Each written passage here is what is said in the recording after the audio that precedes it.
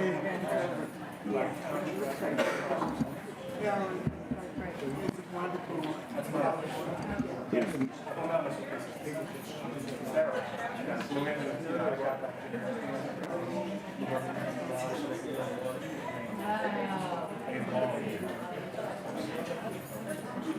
life-changing.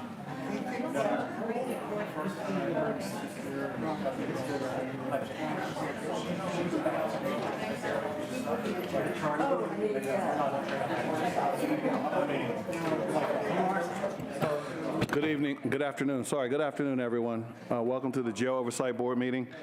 Calling the meeting to order. I'd like to say first and foremost, if you intend to offer public comment, they will be limited to 3 minutes. I'd ask that you extend the same courtesy and respect to others that you would want in return. And we'd ask that you not interfere or yell or scream or do anything while other people are giving their public comments. It is rude and you'll be asked to leave. So please keep that in mind. With that being said, we'll do the roll call. Abbas Kamara. Present. County Controller Corey O'Connor. Here. Judge Lazara. Present. Terry Klein. Here. Rich Fitzgerald. Steve Polarski. Sheriff Kraus. Here. Pat Katina. Here. All right, so we are here. We will get started. Oh, I'm sorry. Forgive me. Ms. Moss. Spoke with Ms. Moss. She has COVID, so I'd ask that you keep her in your concerns and your prayers for a speedy recovery. So she will not be able to attend the meeting. So with that being said, we will now begin with community corrections reports, and we will start with passages to recovery. And whenever you give a report or you make a public comment, please state your full name and spell your last name for the record. Thank you. Hi, everybody. My name is Shayna Givner. My name is spelled Shayna, last name Givner. Passages to Recovery has a census of 40. Since the last report, we've had 9 discharges, 3 of which has been unsuccessful. We have not had any overdoses at the sites. At this time, we have placed external stakeholders on hold due to a COVID case on the site. That will start back on Tuesday of this upcoming week with the Maya organization. On September 19th, we will start with Goodwill. They will also come in at that time. I'm nervous. Any questions? I do have a question. When you say you put external stakeholders on hold, does that mean treatment and or counseling from external? I'm not sure I understand what that means. No, these are just outside entities who come into our facility to do groups, like life skill groups. Okay, I think that's what it is. Okay, fair enough. Last question. You had 3 people that were discharged? 9 people discharged, 3 were unsuccessful. 3 were unsuccessful, that's Yes. what you said. So that means they were possibly returned back to the jail or? That's correct. Returned back to the jail, so for some violation of your policy? For escape, yes. Same thing. Okay. All right, thank you very much. All right. Any other questions? Judge Lazara. I sort of hate to ask a pointed question. Yes. But my understanding is that there's been some K2 concerns. Yes. At passages to recovery. Yes. And I just wanted to know what, sort of what steps you're taking to sort of solve that problem there and to get the K2 out of the facility. It's supposed to be a recovery facility, so we want Absolutely. people to be able to do that. So just didn't know what you guys were doing to handle that problem. What we're doing is we're maintaining our staff. I know that we've reported that we've had staff issues, but we've utilized all of our staff to come on site to provide searches, pat downs, and that's for both unclosed searches and closed searches. In addition to that, we've done room searches, urinalysis tests, and everyone who has either tested positive or have been caught with K2 receive a misconduct report if they are a client that has been identified through the jail, or receive other interventions based upon not their jurisdiction, but if they're identified like a self-admission or through the diversion program. Okay. Councilman Katina? Has there been any deaths or overdoses that you're aware of? No, I'm not aware of that, no. Okay. All right, thank you very much, ma'am. All right. Thank you. Thank you. We'll now hear from the Renewal Center.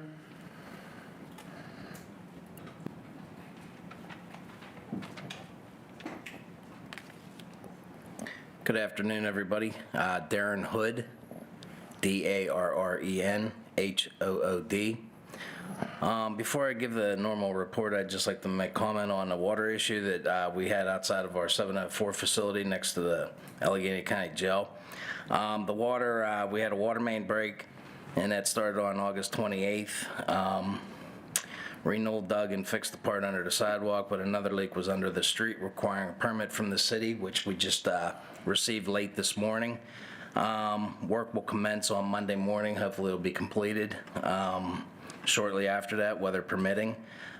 During that period of time without the water, it didn't disturb any operations. We still had temporary water service from washing, for washing, toilets, etc., through the temp hookup with fire hydrant. Drinking water, water coolers were placed on each unit, supplied with 5-gallon jugs, the Crystal Springs water, as well as large supplies of bottled water. So come Monday, hopefully that problem will be rectified. Program numbers, work release, we have 87. Inpatient, 16, giving us a total of 103. Employment percentage this past month was 96%. Average wage rate was $16.04. As far as releases, we had 39 reentrants exit our program, 22 successful, 6 escapes, and 11 program revocations. Some pulled out by court, some returned for behavioral issues. We had some special community service projects that county reentrants performed. Community service Friday, August 11th at Project Destiny, which is a clothing bank. And also county reentrants continue to perform community service on a weekly basis at Mount Arrett Food Bank. And in addition, Renewal had approximately 12 county reentrants participate in community service on Saturday, August 19th for the Hill 5K race from 7 a.m. to 6 p.m. That's all I have for my report. Thank you. Any questions? Terry Klein. Do you have any COVID cases? None. Excellent. Councilman Katina. You said six escapes, correct? Is that what you said, or? Correct. Can you elaborate on that? There were 6 county reentrants in the period from last meeting that either failed to report after an approved activity out in the community or left without authorization. Okay, thank you. I was gonna say, 6 a higher number than normal, or does that seem high to you or no? It was somewhat low. Any other questions? Well, a follow-up to that one, actually, since Steve, I mean, since that was actually low, what is the norm then, since it seems to be much higher that you're laughing about it? Well, I wasn't really laughing about it. It fluctuates. It depends on, how many people we have in the program at a time. So what's the rolling average? Let's say maybe 7, 8. So 6 isn't that much lower then, if it's 7 or 8. Right. I'm confused, because you're saying one thing and it's something different. Well, I don't really have an average figured. I mean, if it was much lower, as you indicated to Mr. Pilarski, much lower isn't, in my opinion, isn't 7 or 8. To be much higher than 6. I would have to. I mean, get unless I'm that. missing something, you tell me.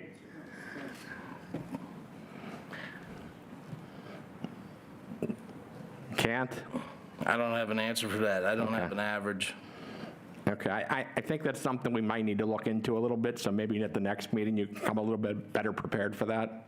Okay. Thank you. Thank you. Thank you very much. Now hear the report from electronic monitoring.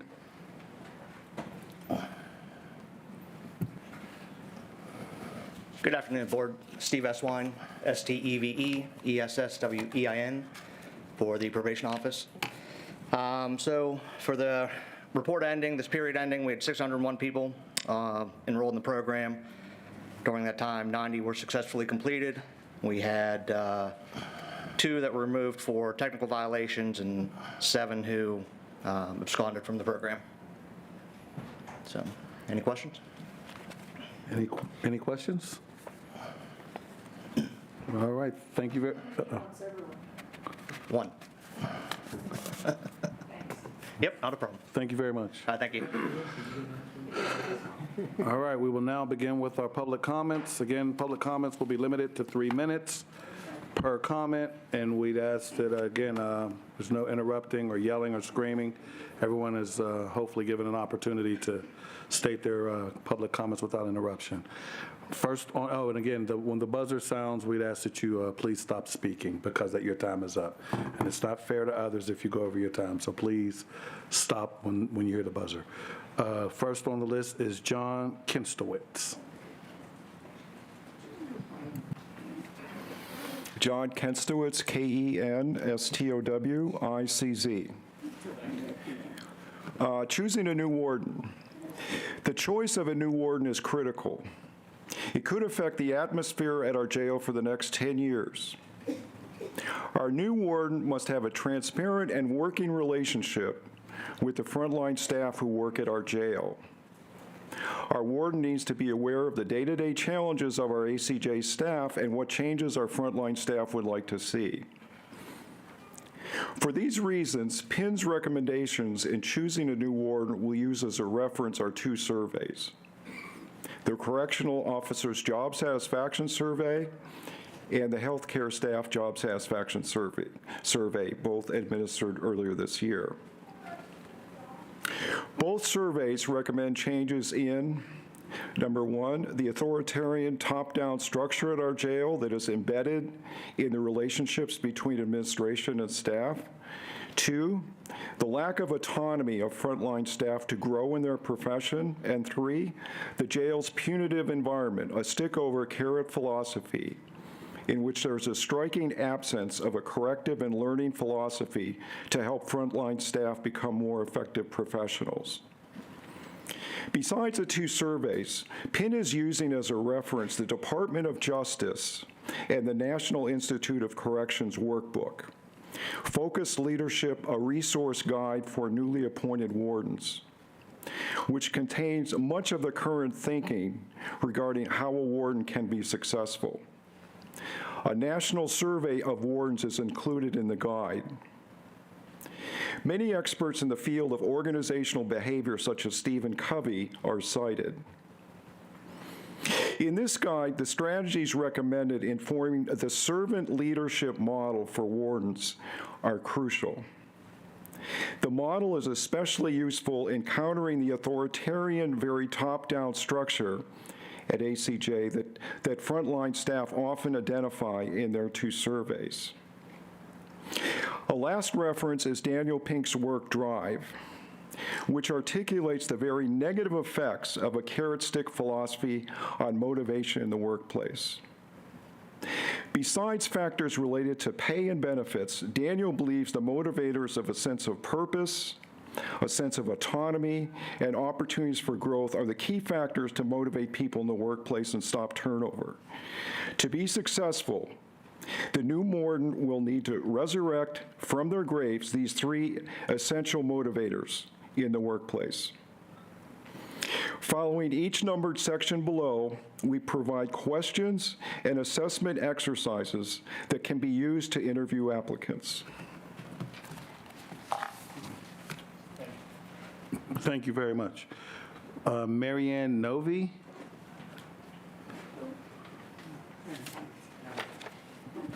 Thank you. My last name is spelled N-O-V-Y, Novi. I'd like to start by thanking John very much for his hard work in surveying the correctional officers and healthcare personnel at Allegheny County Jail, and for his draft of this statement.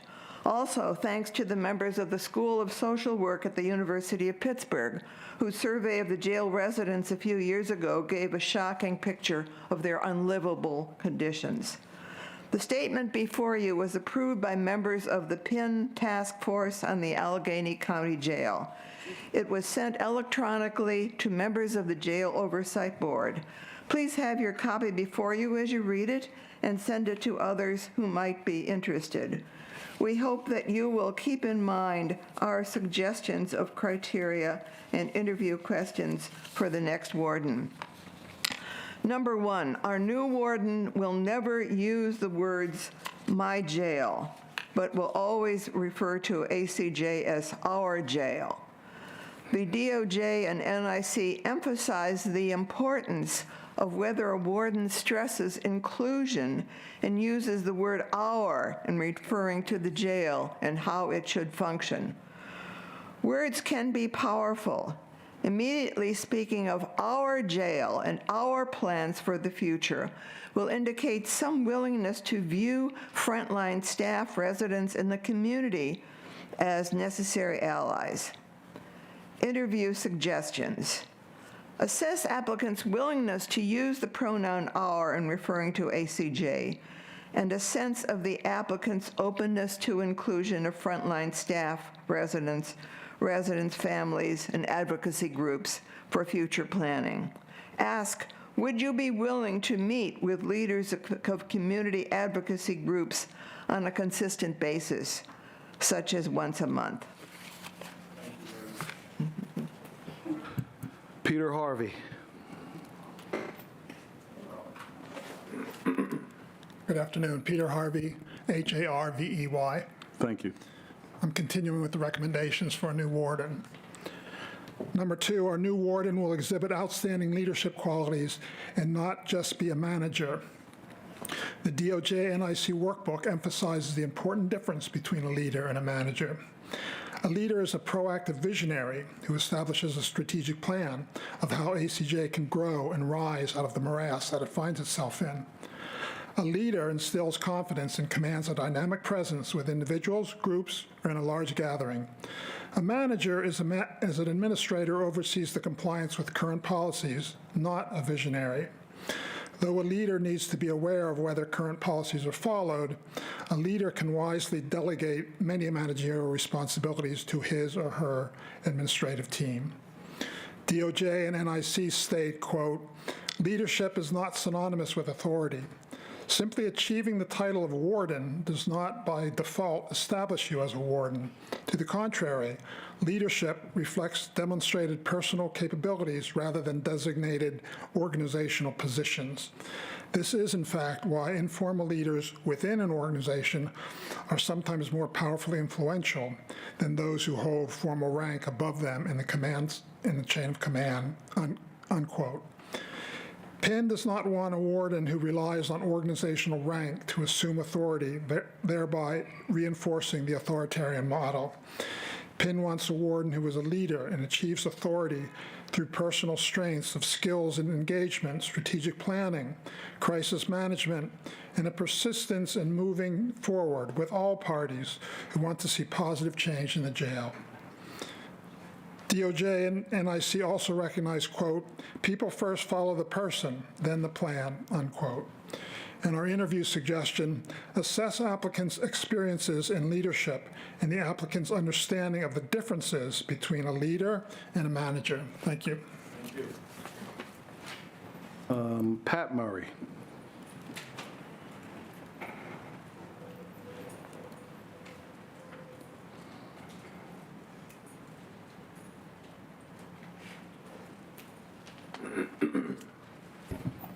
My full name is Patricia Murray, Murray.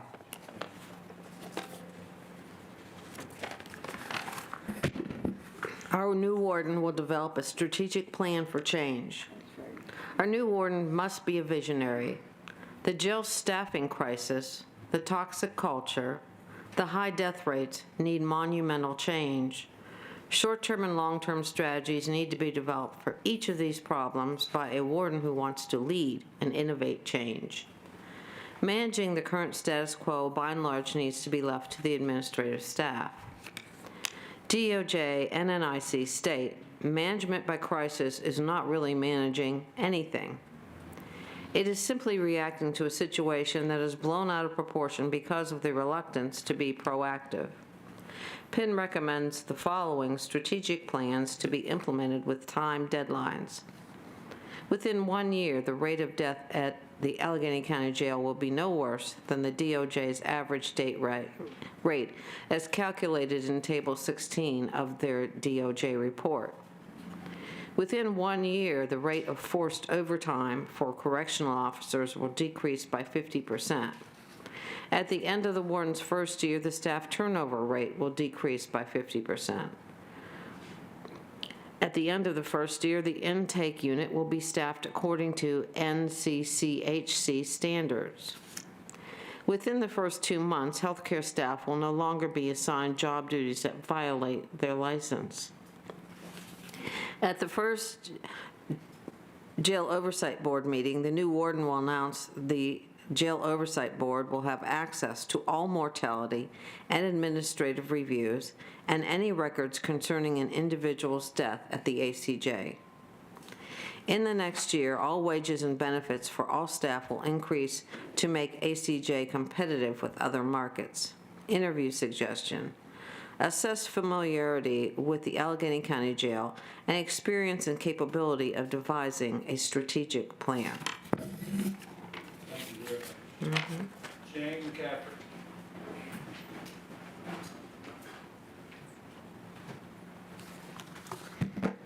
Jane McCafferty, MCC AFF ERTY. Our new warden must recognize the need to identify the jail's culture and its importance for any strategic plan to be effective. Throughout our 2 surveys, responses stated that, quote, the jail culture is toxic, unquote. To be successful, a warden needs to take the time to get to know the jail's culture and its importance. DOJ and NCI state the following 8 points. 1, understanding historical roots are deeply embedded. As a result, any effort to implement revised vision, mission, or values without taking the time and effort to understand the culture is doomed to fail.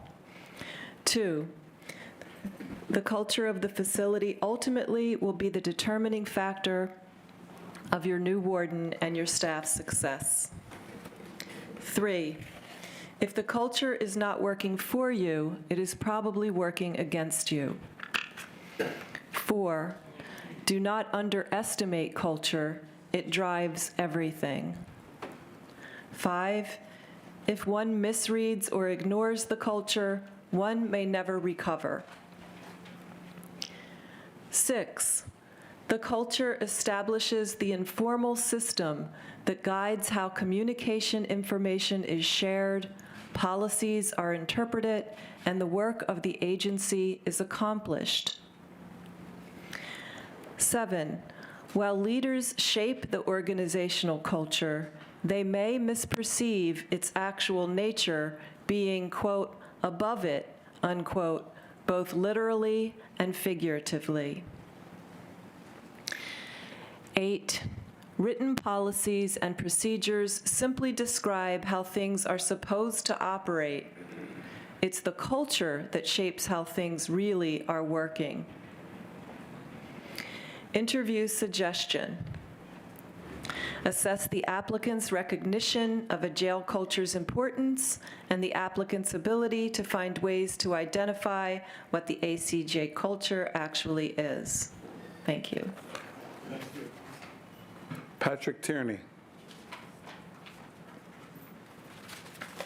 Good afternoon. Tierney, T-I-E-R-N-E-Y. The critical importance of a warden being able to engage the jail's culture, locate its formal and informal leaders, and provide the opportunity to participate in the jail's decision-making process cannot be overstated.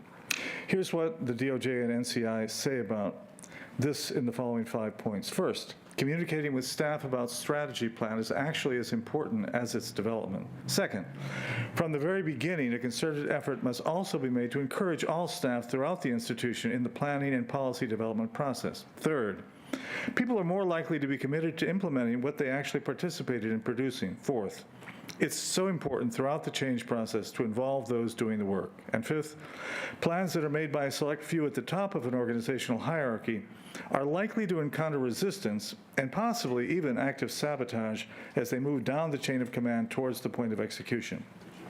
So PIN's recommendation is that by the 3rd month of the warden's first year, the warden and the administration will devise an anonymous survey asking for every staff member's input regarding the current problems at the jail, staff retention, and staff's recommendations for change.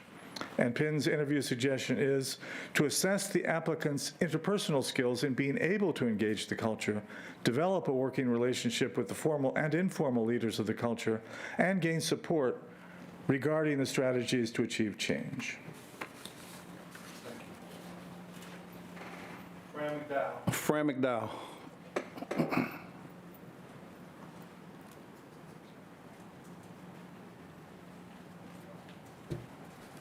Fran McDowell, MC, D-O-W-E-L-L. Continuing with PIN's recommendations, number 6. Our warden will use the strategies of the servant leadership model. The servant leadership model is a well-known model of leadership that will completely change the authoritarian structure now at our jail. The DOJ and NCI recommend using the strategies of the servant leadership model as follows. Number 1, listening receptively coupled with inner reflection. Number 2, understanding and empathizing with others. Number 3, learning to heal broken hearts. Number 4, developing a general sense of awareness toward others, along with self-awareness. Number 5, relying on persuasion rather than positional authority, seeking to convince rather than coerce. Number 6, conceptualizing, thinking past today. Number 7, having the foresight to understand lessons from the past, realities of the present, and consequences of a decision for the future. Number 8, supporting stewardship. Number 9, committing to the personal growth and professional development of staff. And number 10, building community, creating a united sense of belonging among those who work with you.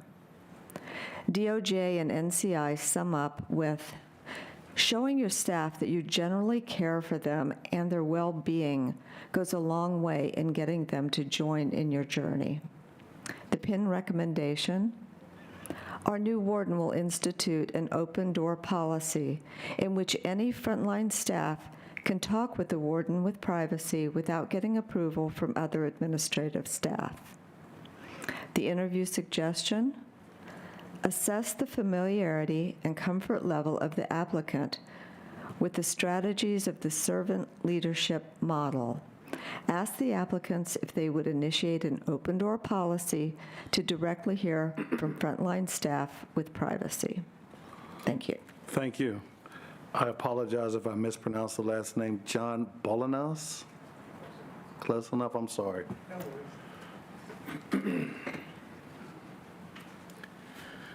Last name is Bolanos, B as in boy, O-L-A-N-O-S. My apologies, thank you. No worries. Number 7, our new warden will be someone who listens more than talks.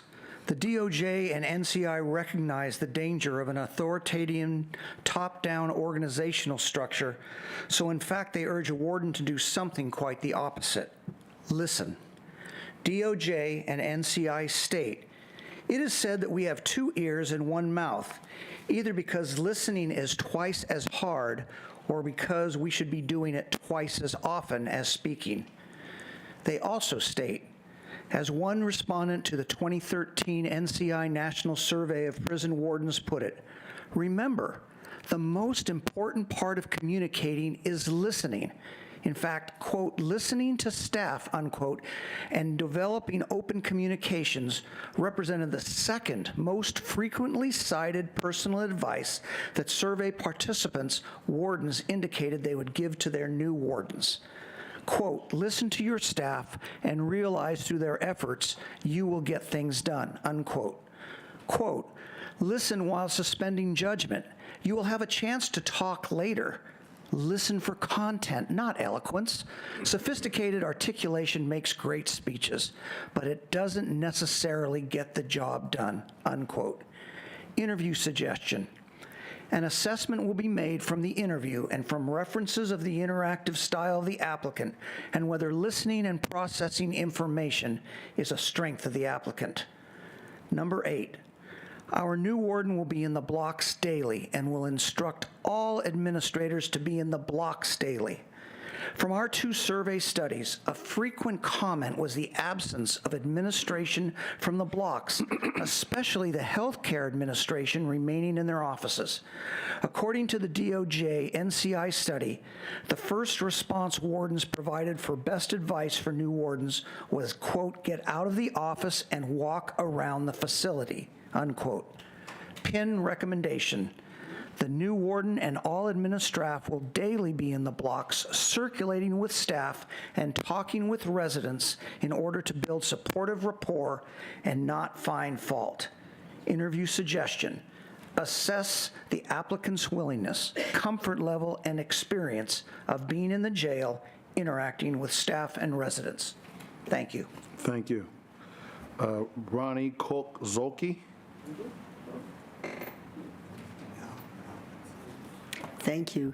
Zulke, Z as in zebra, UHLKE. Thank you. Our new warden will reject the punitive philosophy of intimidation and threats and will build a supportive learning model into discipline and training. Many of the responses from the surveys concern the atmosphere of intimidation and threats by administration as ways of motivating behavior, the stick over the carrot philosophy. The DOJ and NCI see discipline as an opportunity to teach more than to punish. And here are some quotes. Although a major goal of discipline is to correct future behavior, punishment is usually retroactive. That is, focused on what has already happened, rather than proactive, looking toward challenging behavior and changing it in the future. Moreover, the immediate effect is usually negative, provoking the types of resistance and resentment that can promote anything from an adversarial workplace atmosphere to actual sabotage. Here's another quote. When we punish someone, we teach only what they are not supposed to do and offer insufficient guidance about what they should do. And one final quote, always remember that the process of discipline is to correct the problem and not to discourage the employee. Thank you. Thank you very much. Taking a risk on the last name, is that Kate Dare? That's fine. What is it? It's Daher or Dare, D-A-H-A-R. I'm sorry, I thought the H was Fine, My thank you. apologies. Good afternoon. One response from the correctional officer survey speaks to the issue of discipline and a corrective philosophy. The officer asked, quote, "Why are the cameras always used for punishment instead of something we could learn from?" Instead of "I gotcha," the message should be, "How can I support you so that you will not make this mistake again?" Of course, for serious incidents that go far beyond a corrective measure, stronger measures such as termination need to be considered. Being too punitive has consequences. DOJ and NCI state, quote, "Zero tolerance policy for errors will severely limit innovation and creativity." And Albert Einstein once said, "Anyone who has never made a mistake has never tried anything new." Staff in both surveys talked about the need for scenario in-class training instead of, quote, "checking the boxes" computer training. Staff want to participate in the training by talking about their experiences and providing their expertise in a bottom-up approach. DOJ and NCI concur. With scenario-based training, employees can learn what works best in reaction to unexpected events. Here's an interview suggestion. An important question to ask is, what is the applicant's philosophy on what motivates staff in the workplace? How does the applicant perceive disciplinary procedures? What format do they recommend for training? What knowledge and experience does the warden have in de-escalation, especially of a resident experiencing a mental health crisis or in need of detox and drug and alcohol therapies and physical defense strategies? Thank you. Thank you. I'm sorry. Laura Perkins? Sorry about that.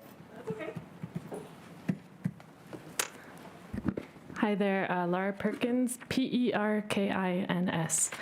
First, I'd like to wish Marian a happy 98th birthday.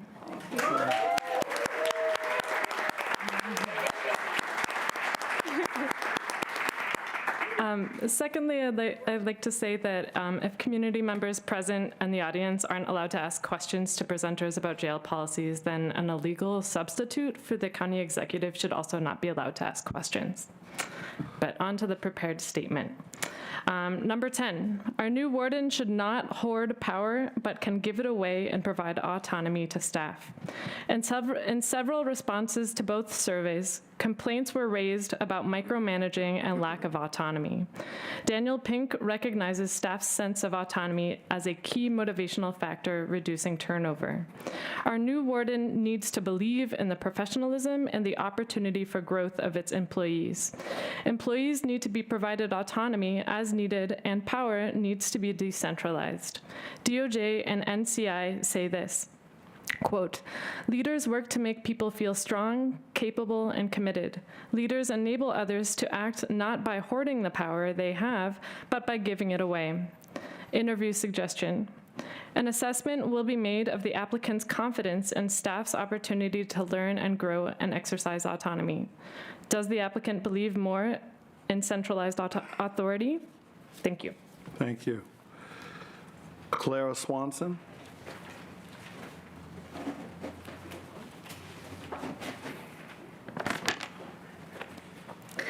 Hello, my name is Clara Justice McIntosh Swanson, SWANSON. Thank you very much. Before I begin, I'd just like to say that I'm here for many reasons, but most importantly, there have been 20 deaths in this facility since 2020, and that is absolutely unacceptable and appalling.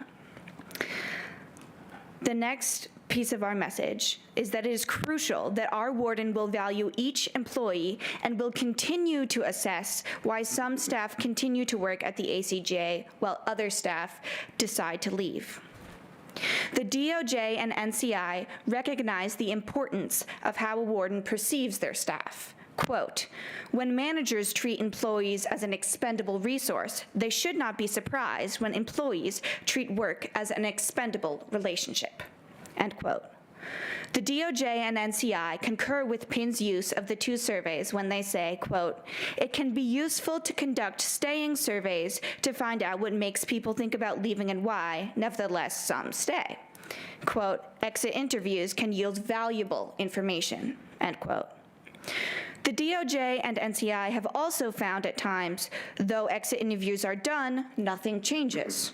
Quote, it is not uncommon for correctional agencies to conduct interviews to address why people are leaving, but it becomes a meaningless exercise if findings are not analyzed to uncover themes or no changes are made on the basis of the results. End quote. From both surveys, there were many responses connecting high staff turnover with the lack of training and support provided to new staff. For new correctional officer recruits and healthcare staff, the DOJ and NCI recommend, quote, provide opportunities for frequent debriefings to address any issues, concerns, or uncertainties, and most importantly, whether they might be thinking about leaving. End quote. Since the staffing crisis at the ACJ is critical and getting worse, one suggestion we have is to ask the applicant what their strategies are to prevent further staff turnover. Thank you. Thank you. Mackenzie O'Connor.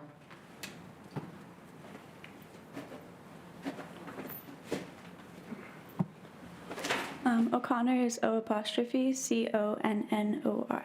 Thank you. Number 12, our new warden will have the willingness to disclose mistakes and areas that need improvement. Warden Harper's continued focus has been, what can you say that is positive about Allegheny County Jail? Behind this question is his resistance to hear what needs to change at our jail. For a warden, admitting to mistakes, disclosing weaknesses at our jail, and areas that need to improve is not a weakness but a strength. Exposing problem areas at the jail and asking for help should be valued and will bring advocacy groups, frontline staff, and administration aligned together to work on serious problems that need attention at ACJ. DOJ and NCI state, quote, "What you should not do is attempt to lie, cover it up, or walk away without acknowledging the error. Failing to own up to personal mistakes can damage your credibility and even more than actually making the blunder in the first place." Quote, "Take responsibility for your erroneous statements, actions, or written material as soon as you realize what you did wrong. Do not wait for someone else to discover your errors." End quote. Another way that DOJ and NCI describe this responsibility of disclosure is a process of self-reflection. Quote, "Take administrative responsibility for organizational stress by determining how you and other executive staff may be generating stress for line officers in the workplace. This can be as sophisticated as conducting an anonymous survey. Our interview suggestion is, ask the applicant to provide an example or examples of a situation in which the applicant has made a mistake or violated policy and has owned up to it." Thank you. Thank you. Joe Murray.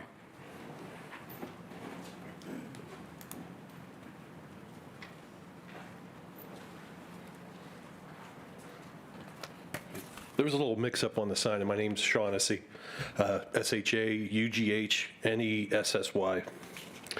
Our new warden will be very familiar with the American Correctional Association, the ACA, and the National Commission on Correctional Health Care, NCCHC, standards regarding policy and operations of the jail, and demonstrated capability of devising plans to achieve compliance. Interview suggestion is questions will be asked of the applicants regarding particular standards and how compliance would be achieved in problem areas such as food and health care.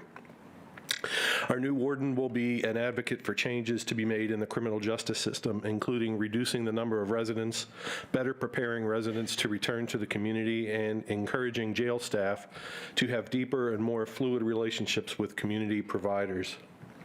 An interview suggestion would be ask the applicants about their knowledge of strategies to decrease jail population size and their knowledge of the strategies to improve our jail's capability to help prepare a resident for release and to work with community providers. In conclusion, PIN is hopeful about change for ACJ. In the coming months, we will have a new warden, a new county executive, and a new face for the Jail Oversight Board. The organizational structure and the toxic environment at the jail must change. PIN and all of the APA are asking the hiring committee to seriously consider all the recommendations we have put forward in this report. A goal for everyone should be for our correctional officers and healthcare frontline staff to be given the opportunity to grow as professionals and must be given trust and autonomy to do their jobs effectively. Once these motivating factors are in place, then the staff's strong sense of purpose and commitment to their professions of providing safety and saving lives at our jail will grow. Thank you. Thank you. All right, Sister Barbara Finch. Sister Barbara Finch.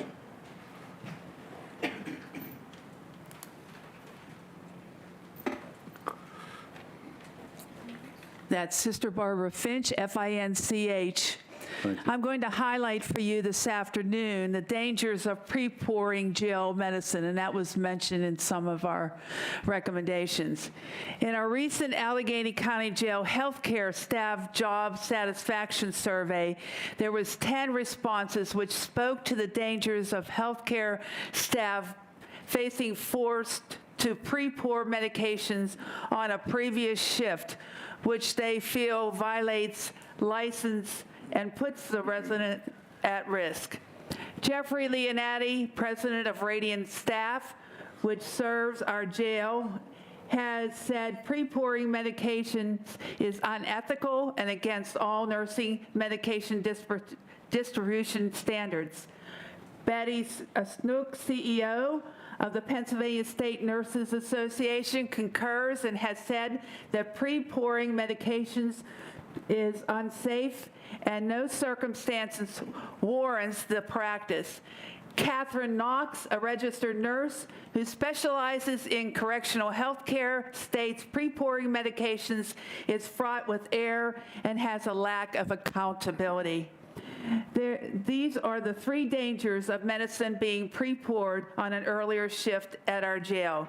Greater risk of a resident being given the wrong medication. The nurse who dispenses the medication to the resident is subject to civil and criminal liability for the mistake, even though the nurse was not on the previous shift to pour the medication herself or himself. Some pre-pouring medications is a violation of state licensure. There is significant danger that this violation can be a determining factor of people terminating employment at ACJ. A recent meeting of PIN had with State Representative Arvind Venkat, who has been many years working as an ER doctor, and has said when a healthcare employee becomes aware of being ordered to perform a duty that violates their license, the employee must leave the job. Recently, the number of vacancies for our healthcare staff was 94, which is significantly affecting healthcare at our jail. Since the death rate at our jail is exorbitantly high, I empathize with the nurses who continue to be forced to engage in this process of pre-pouring medicine, knowing that if someone dies at the jail, the nurse's involvement concerning the case will be under a microscope. PIN will continue to call the state licensing boards, meet with state legislators and contact persons of expertise to speak on this issue of pre-pouring medication being a licensing violation. Our goal is to provide Dr. Brinkman with the results of our investigation. Once again, I just want to say that I worked for 10 years at the ACJ and experienced much and witnessed much of this. And also publicly, I would like to say that those chosen to be on the committee to choose the next warden should be those of us that formerly worked at the jail, former residents of the jail, and community members, as well as anyone else that you might choose. Thank you. Thank you very much. Sharon Bonavolia.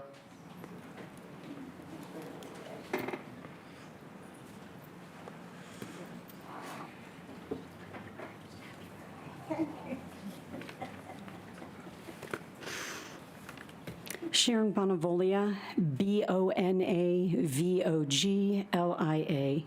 Thank you. Clearly, PIN and all of the organizations associated with APA are hopeful to have input into the hiring of the next warden, and exit interviews would be added valuable information to that endeavor. Over 2 years ago, this board determined to do exit interviews, Judge Lazera even pointing out the importance of hearing from lower-level exiting employees. To date, only 2 interviews have taken place since then. Even though on July 21st of this year, you were presented with names of former employees who want an exit interview, and no contact has been made with any of them in 7 weeks. These exit interviews may well help to save the lives of our neighbors and current residents of the jail. They are essential and need to be initiated with an ongoing procedure to ensure that all departing employees are given an opportunity to share their observations. Also, the healthcare staff is in dire need of encouragement. Has Warden Harper contacted Dr. Patterson's family so that a date can be fixed for the installation of the plaque honoring his work at the jail? We are hopeful this will be part of Warden Harper's last report today. And now, if you are able, Please rise for the reading of the names of the dead.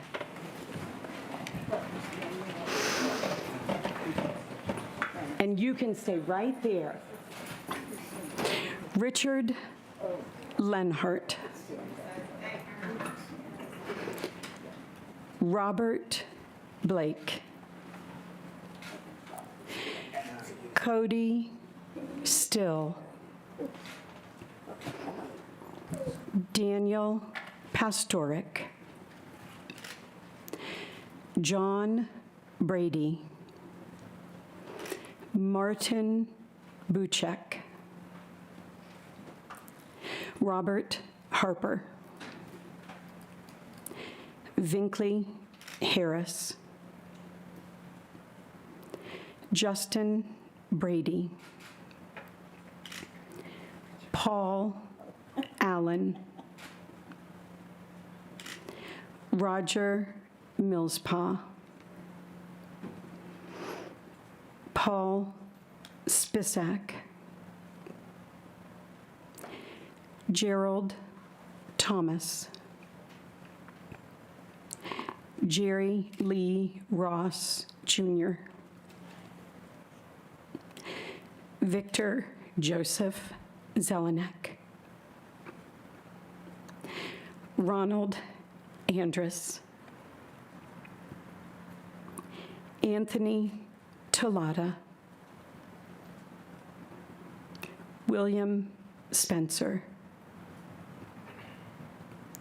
James Washington. Damon Leroy Kays. Tim Menino. And Douglas Bonomo. Thank you.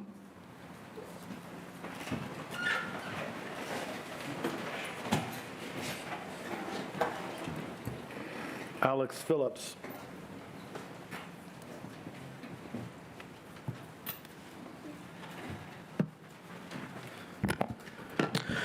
Alex Phillips, Phillips spelled Phillips. Thank you. Hello, members of the board. Usually I like to address everyone, but today, since it's his last day, I'm going to be addressing Warden Harper by himself. So, Orlando, if you're not too much of a coward, I'd encourage you to actually look at me when I'm talking to you. You know, you don't like to look at the people you hurt, but, you know, I encourage you to do so.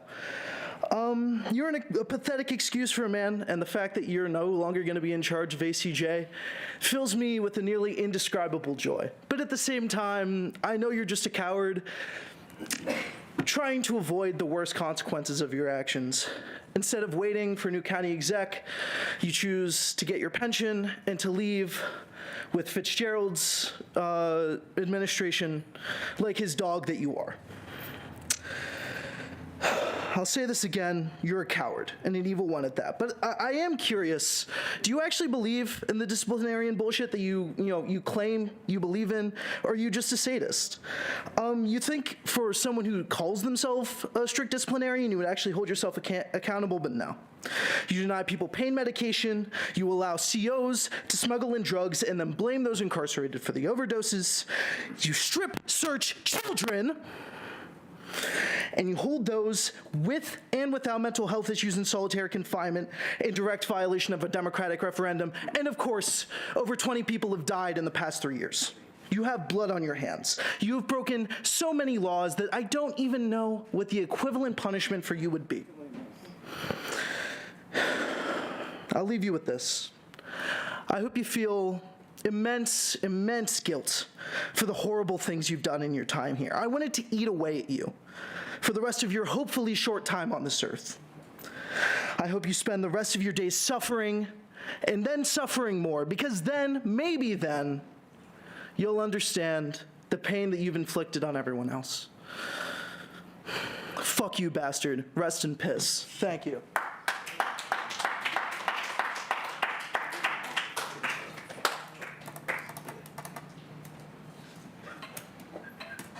Wow. Daylon Davis. He's not here. It's not here?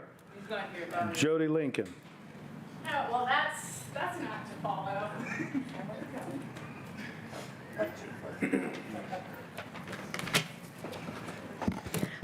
Jody Lincoln, Lincoln, here with the Pittsburgh Prison Book Project.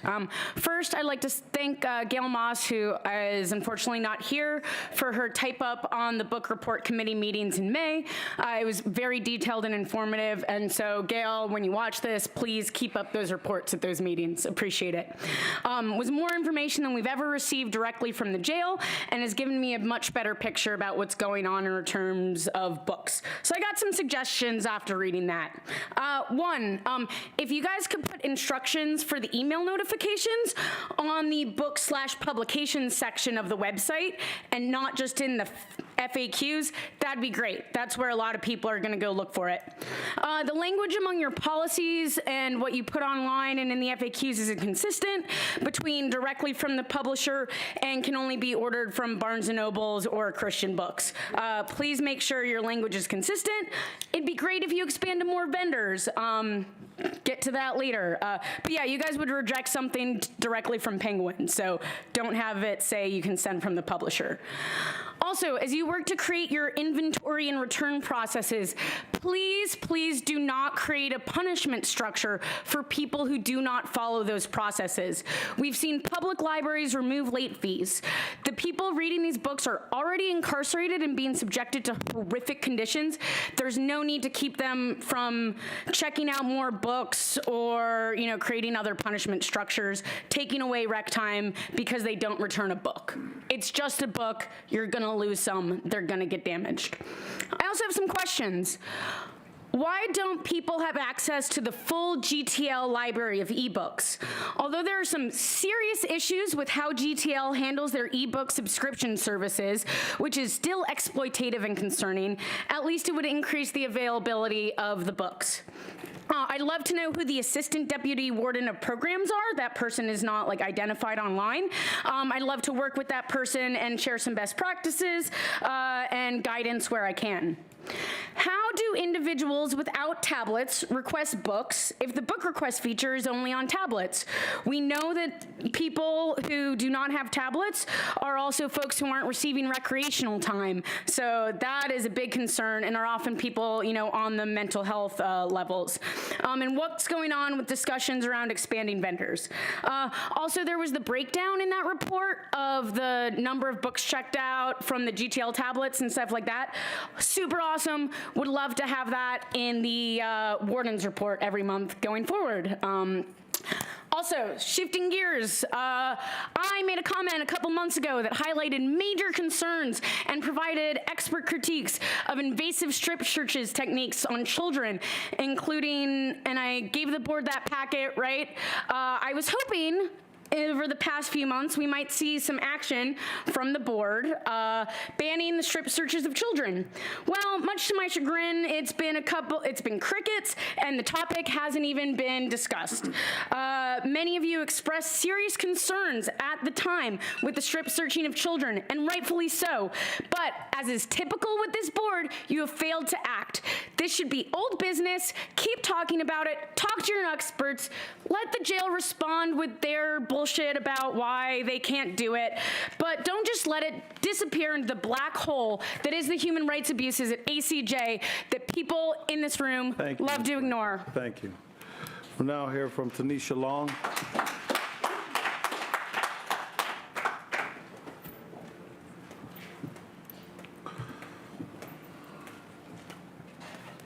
Tanisha Long. It's kind of hard to follow Alex. I'm not going to lie to you. It was spirited. I don't have much left to say to a man who took joy in telling people in the walls of his jail that the Constitution doesn't apply here. That was his mantra. Warden Harper will retire with a pension that's far too generous from a tenure that was unjustifiably long. Instead, I will make my comment a call to action for the Jail Oversight Board. Upend the policies in place that the warden has built his legacy on. I ask the Jail Oversight Board to do the work to abolish harmful practices and policies that exist and that were put in place during his tenure. We could pass the family death notification, the emergency medical notification. We can abolish the mental health tier system that unjustly discriminates against people for having a mental health status, taking tablets away, taking contact visits away, placing them in a form of solitary confinement. Other jails aren't doing these things. They don't give people mental health tiers. You could change that as a board.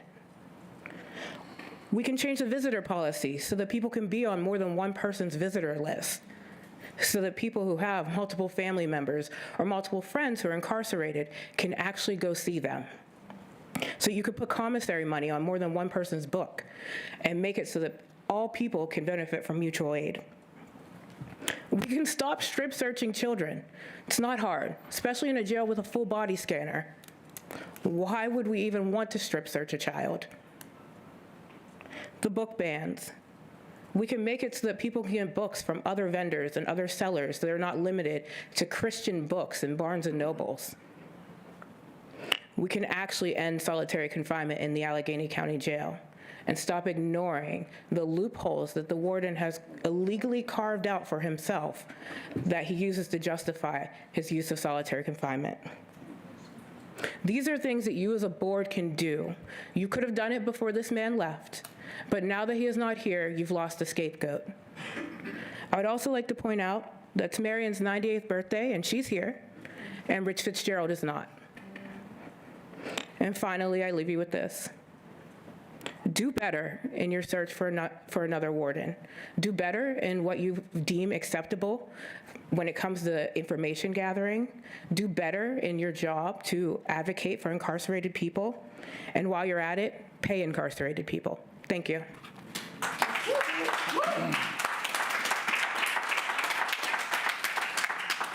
Mohammed Nasir.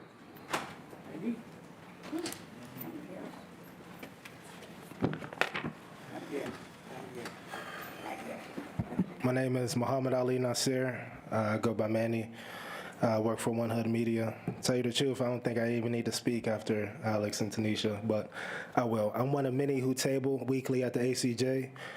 We saw 47 people get released since the last JOB meeting, and we provided cash, cigarettes, food, clothes, and many resources that have been lacking, including, just like basic dignity and respect, that people do not receive in the ACJ. The main reason I'm here is because it's Harper's last meeting. I wanted to wish him a farewell and tell you, I'm sure you already know, you're terrible at your job.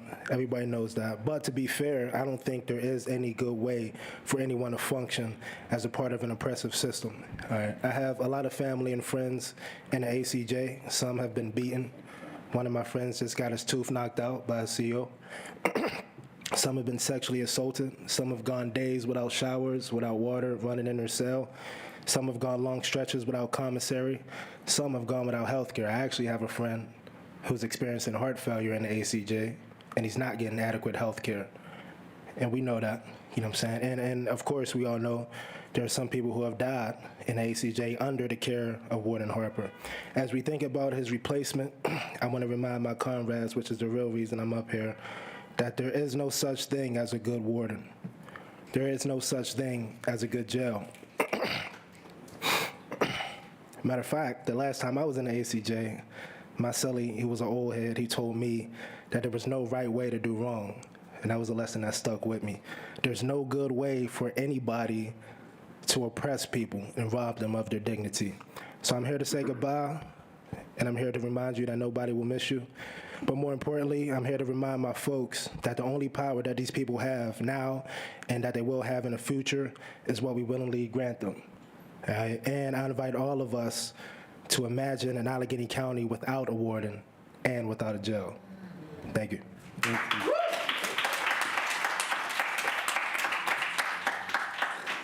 Birthday lady, Marion Damick. Okay. Thank you. Come on down.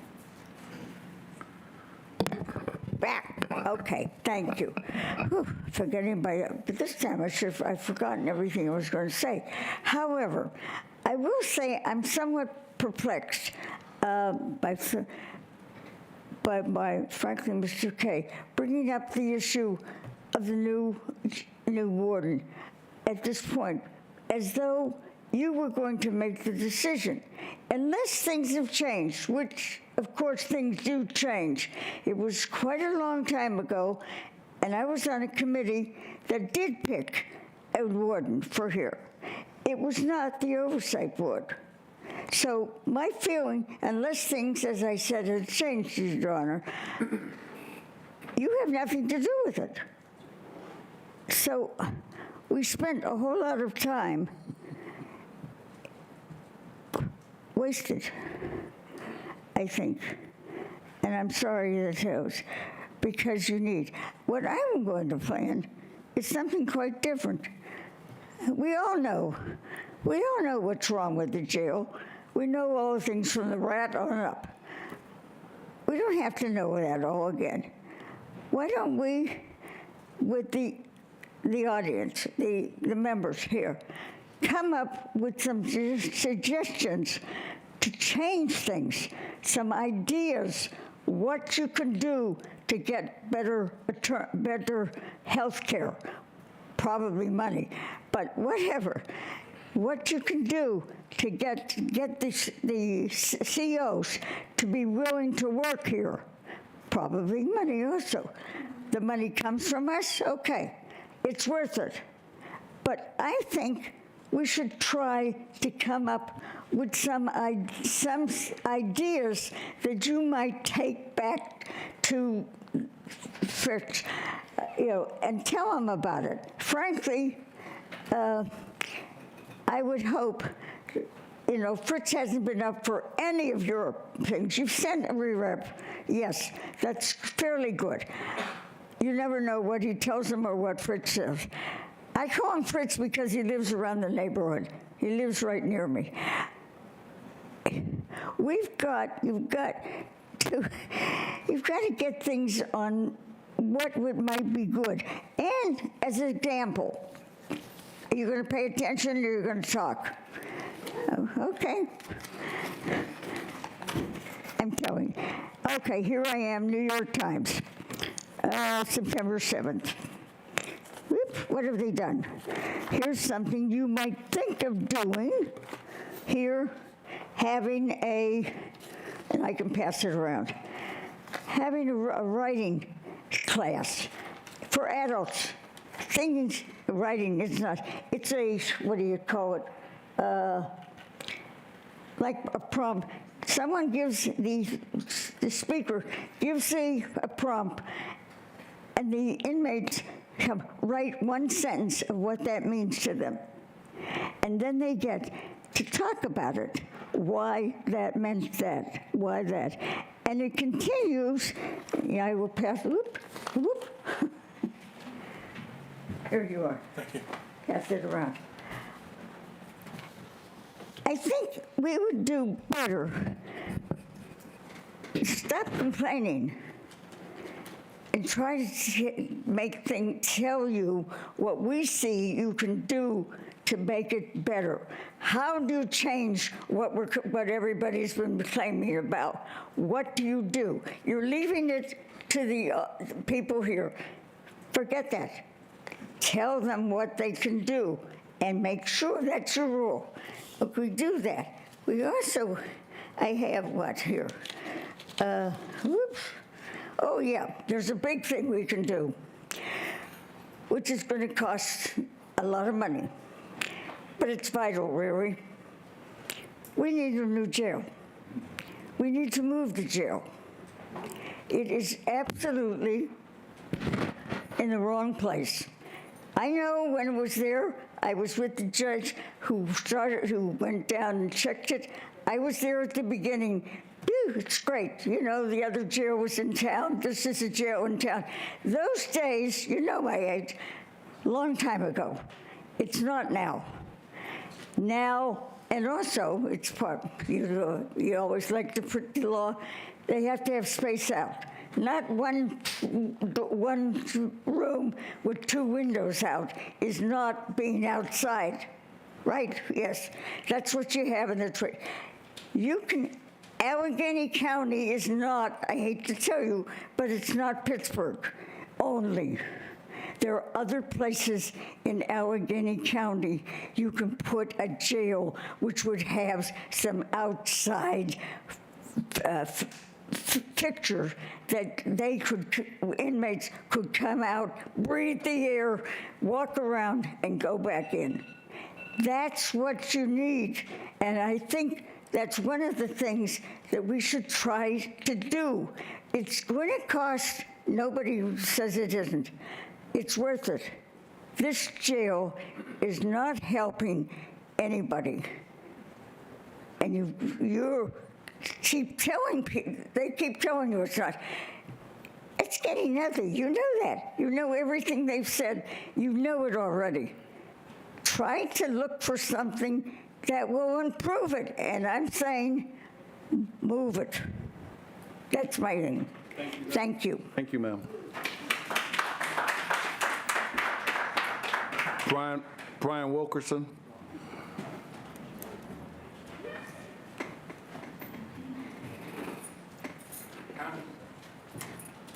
I'm Leona Wilkerson, Brian Wilkerson's sister, who I'll be speaking for him, actually for me. And I, Wilkerson, and I want to thank everybody for who has spoken on behalf of the inmates here. This is my first time at the meeting, and I wanted to put together what I was going to say, and I was told to give bullet points, but I do want to say this, that what Ms. Mary said is correct and true. Everything that I've heard, I knew, and it's stale and it's old, and I haven't heard any solutions. I've heard recommendations from different organizations. I've heard things, but I have not seen or heard anything done. My son is incarcerated in the ACJ. He was there on July 5th. He was beat on July 12th by 7 COs. He went to the hospital. His tooth was knocked out. He has mental health issues. He's not allowed commissary. He takes medication. He doesn't have any books. He hasn't had any medical treatment. Everything that they're saying is true, but we need solutions, and we need hands-on. We need the community to be heard. We need the parents and friends of the incarcerated people to be heard.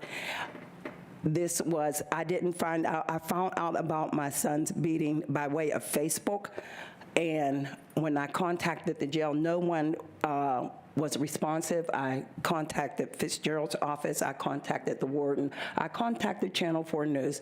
I'm here, I'm advocating for him and other inmates like him.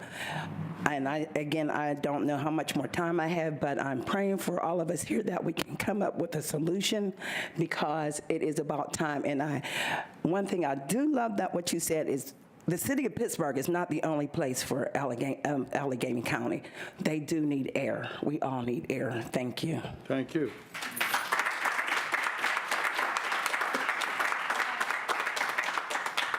Frank Wilkes.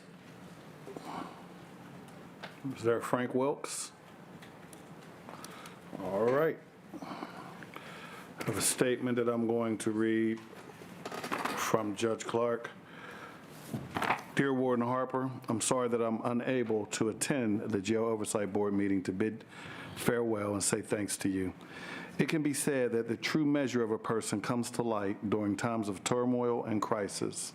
This is certainly true of you, Warden Harper. You work closely with the court to safely release as many individuals as possible from the jail during the pandemic. Your early identification of the most vulnerable residents of the jail was invaluable. I especially appreciate that you were available to me and other court staff 24/7 and quickly responded to our calls. The purchase of the tablets enabled incarcerated individuals to maintain contact with their families during this time. Everyone who works closely with me knows that I operate under a spirit of collaboration and kindness, and that my mantra is collaboration rocks and kindness is underrated. Warden Harper, thanks for working with me and for always being calm and kind, even in the worst of situations. You really do rock, and I will miss you. Sincerely, Judge Kim Berkeley Clark. And I just want to say, Warden Harper, I appreciate your efforts. Nothing is perfect. The jail's not perfect. You put forth your best effort to improve it. I've been to other jails in this region, and they do not have the programming, the resources that you and your staff offer. And while I recognize, and I think everyone understands, there are aspects of the jail that could be better. But in terms of your efforts and your commitment to making sure that the people in the jail are treated fairly, I commend you for that. Most importantly, I want to publicly acknowledge your effort, your commitment, as well as your restraint. It's tough to sit here and be criticized week after week while no one ever acknowledges the good news or the successes that you and your staff have achieved. And so I want to apologize for some of the things that have been said to you that are disrespectful, and a lot of the things aren't even true. But with that being said, I commend you. I want to encourage you to begin to enjoy your retirement. Don't look back. Take pride in the things that you did well, understanding there may have been opportunities for things that have been done differently, but I do commend you for your efforts, and I wish you nothing but the best of luck in your future endeavors, and I do appreciate your service. Thank you. With that being said, we'll now have a review of the meeting minutes from the last meeting of August 3rd, 2023. Has everyone had an opportunity to review those minutes? Yes? You want to have a motion? Motion to approve. Second. All right, the motion's been properly made and seconded. Motion will carry. Minutes will be approved. With that being said, we'll now have the warden's report. Good afternoon. Good afternoon. As I embark on my retirement as the warden of the Allegheny County Jail, I want to take the time to express my heartfelt gratitude to all of the dedicated employees, contractors, and volunteers who remain dedicated to the facility. I also want to thank every department in Allegheny County, the courts, and the Jail Oversight Board, because you have been an integral part of our team. Your unwavering commitment to the safety and rehabilitation and the well-being of our incarcerated individuals and the community at large has been truly commendable. Throughout my time here, I have witnessed remarkable efforts, professionalism, and compassion displayed by everyone.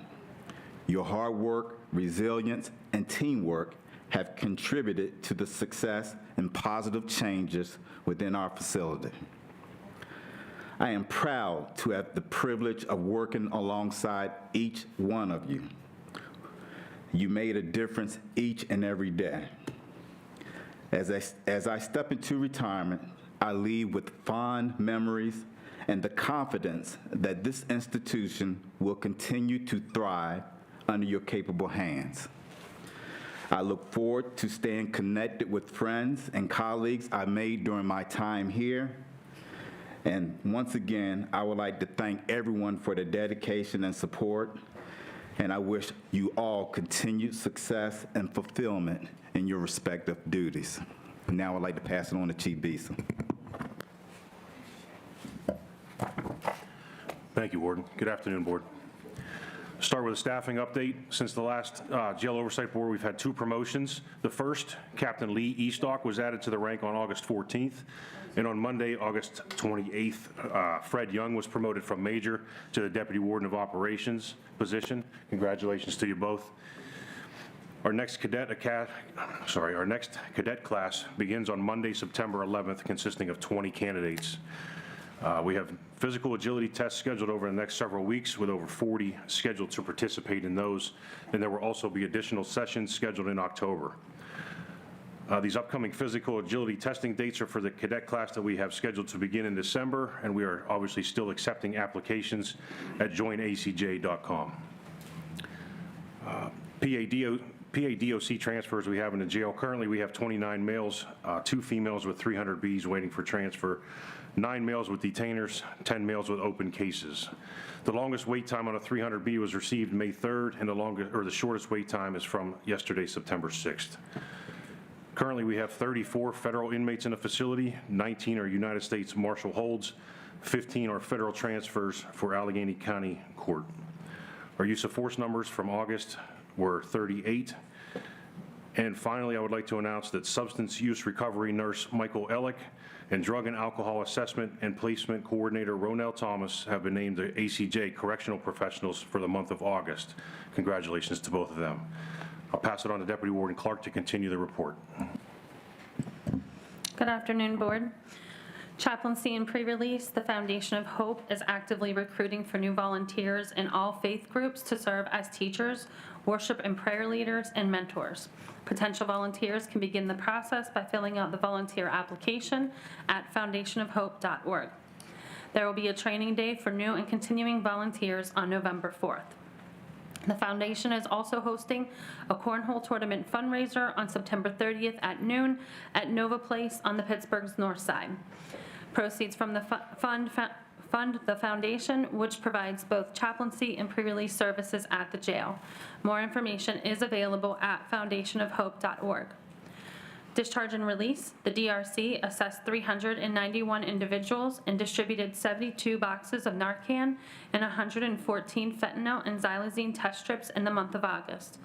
The DRC continues to make referrals to community partners for services, as well as providing resources to assist individuals upon their release. Visits. The jail is continuing to host contact visits for juveniles, incarcerated workers, veterans, and program participants on designated Saturdays every month. For the month of August, a total of 65 incarcerated individuals received contact visits with a total of 142 family members. The Residential Placement Services Department transferred 79 individuals to alternative housing in August and released 30 individuals to substance use treatment through the diversion program. The diversion program received 37 new referrals and served a total of 83 participants in August. The Medical Assistance Program assisted a total of 139 individuals with completing medical assistance applications upon their release from the jail. Reentry Services. 12 participants graduated from the Harm Reduction Education Group on August 24th. The next class cycle began on September 5th. These groups focus on coping skills, recovery and relapse, community treatment resources, harm reduction, and overdose prevention. Guest speakers from the Health Department, the AHN River Clinic, Pathways to Care and Recovery, as well as the Public Defenders Project Rehabilitate, have graciously attended these groups in an effort to expand education for community resources and supports. Programming with Amachi is ongoing. There is currently 24 participants who are utilizing Amachi for parenting programming targeted to supporting incarcerated parents and their families in the community. A Child's Place began positive parenting program on August 25th. The program gives parents practical strategies to help build strong, healthy relationships with their children. PAR started a new trauma class for the female population on August 18th. The group focuses on healthy relationships, boundaries, self-esteem, and coping mechanisms. On September 21st, PAR is also starting 3 healthy relationship classes. Renovation, repair, and painting class took place on August 7th and 8th. 10 individuals attended the class and passed the state certification test. Those who are state certified are now able to gain employment in the construction, remodeling, and painting fields. Educational services. The new academic school year for both adults and juveniles began on August 24th. With school resuming, Link the therapy dog will resume his regular visits with the juveniles in the school. His next visit is scheduled for September 15th. On August 28th, former Pittsburgh Steeler and Army veteran John Kolb from Adventures in Training with a Purpose visited the jail as a guest speaker. The mission of Adventures in Training with a Purpose is to help individuals improve the quality of their lives through purposeful physical training and counseling. This informational session provided participants with the opportunity to connect with this impactful program upon release. Duquesne University will begin Inside Out classes in the jail on September 26th. These classes will focus on social justice issues. The first cohort of the Peace Education Program concluded on August 31st. The next cohort is scheduled to begin on September 11th. The Allegheny Intermediate Unit developed and began a resume building class for the veteran population. This class will be comprised of 4 sessions that, in addition to developing a resume with career will cover career exploration and awareness. Resumes will then be kept on file with Pittsburgh Hires veterans so that participants can connect with employers once they are released. Lastly, we are working with the Jail Oversight Board liaison to develop a process where incarcerated individuals and staff can communicate with Ms. DeFalla. To help facilitate this communication, we have contacted the tablet vendor to discuss utilization options through the tablet. A new tablet feature would require development, so an alternative that can be implemented quickly. So as an alternative that can be implemented quickly, Ms. DeFalla has outlined a form concept, and once a version is approved and finalized by Ms. DeFalla, we will place copies on the pods. We are also exploring secure locations on each pod where the forms can be deposited prior to collection. In addition, Ms. DeFalla's contact information will be posted on the tablets, the visitors lobby, and the Discharge and Release Center. That concludes this month's report for programs. Dr. Brinkman will provide the healthcare services update. Good evening. For medication-assisted treatment of substance use disorders and expansion of those efforts, in the month of August, there were 34 individuals prescribed naltrexone, with 0 individuals receiving the Vivitrol injection prior to community release. 131 individuals were treated with Suboxone, and 13 individuals treated with Sublocade. Of these, 11 patients were transitioned from Suboxone to Sublocade to support their recovery. Methadone continuation services have treated 43 individuals. For Torrance commitments and admissions, during the month of August, 7 patients were admitted and transferred to Torrance State Hospital. 18 were committed to Torrance State Hospital. 0 had their commitments to Torrance State Hospital for competency restoration rescinded due to clinical stabilization. And currently, we have 41 patients awaiting their admission, with the longest wait since May 8th. For Tier 4 and 5 mental health data, in the month of August, we had 1 individual identified as a Tier 5 and 23 unique individuals identified as a Tier 4 in the mental health tier system. Related to some of our healthcare appointment waiting queues, our sick call requests for medical services currently this afternoon had 80 patients, longest waiting 8 days. Our sick calls for mental health services had 1 patient with the longest waiting 1 day. Our psychiatry appointment queues had 243 appointments with the longest waiting 30 days, and our mental health specialists have 8 appointments with the longest waiting 8 days. For healthcare updates, reflective of countywide data reporting a spike of COVID infections, ACJ has seen this as well. As of today, we have 60 positive cases in the facility with no hospitalizations. We're seeing a mild expression of the illness. As we have throughout the entire pandemic, the emergency which officially expired on May 8th, we have enacted our mitigation procedures which allow us to accomplish, had previously allowed us to accomplish a pandemic infection rate that was in the single digits. In August, we were fortunate enough to host a consulting team from the National Commission on Correctional Healthcare regarding healthcare intake procedures. Concluding the visit, the consulting team shared feedback, finding significant improvements in our intake procedures since their last visit, which had only been in the fall of '22, and to continue to applaud our commitment to remain proactive in a process improvement for our facility, especially in healthcare services. Of the learning experience, we have begun incorporating their input into our process improvement plans that were in motion from previous support offered by NCCHC. And finally, I'm most proud to have the opportunity to recognize a few staff. As Chief had already referenced our Employees of the Month, which did include one of our healthcare staff, I want to take the opportunity to honor one of ACJ's own nurses who was awarded the highest honor in our county for his services to our patients in our facility. County Executive Fitzgerald bestowed the Frank J. Lucchino Distinguished Service Award to Mr. Michael Warner in August as a result of his dedication to his work and his excellent nursing care. There are many things I could personally brag about Mr. Warner, though I feel it speaks loudest that he received 17 nominations for his excellent work.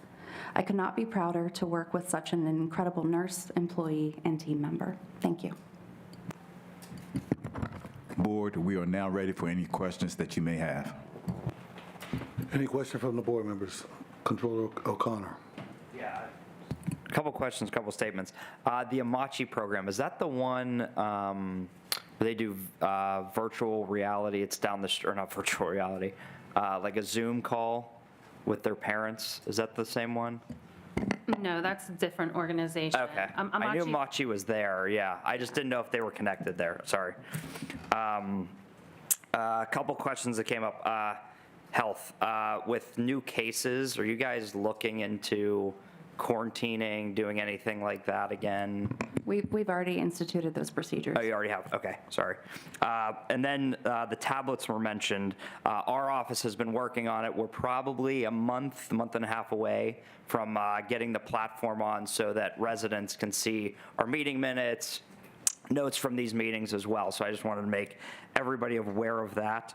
And then Council President was talking to me briefly before the meeting, but we did do our full audit that we said we would do on staffing. You know, we knew the numbers were going to be low, but I think having a little more detail, and we did get cooperation from the jail throughout this process, but I think it's good for the public, it's good for the next administration to talk about recruiting, how we're gonna get more staff down there for the next warden, all of those types of things. I don't wanna go into too much detail of the report, but it is public, it is online if anybody wants to see it. I know Council President's gonna ask us to present in front of council one day, which is perfectly fine for us.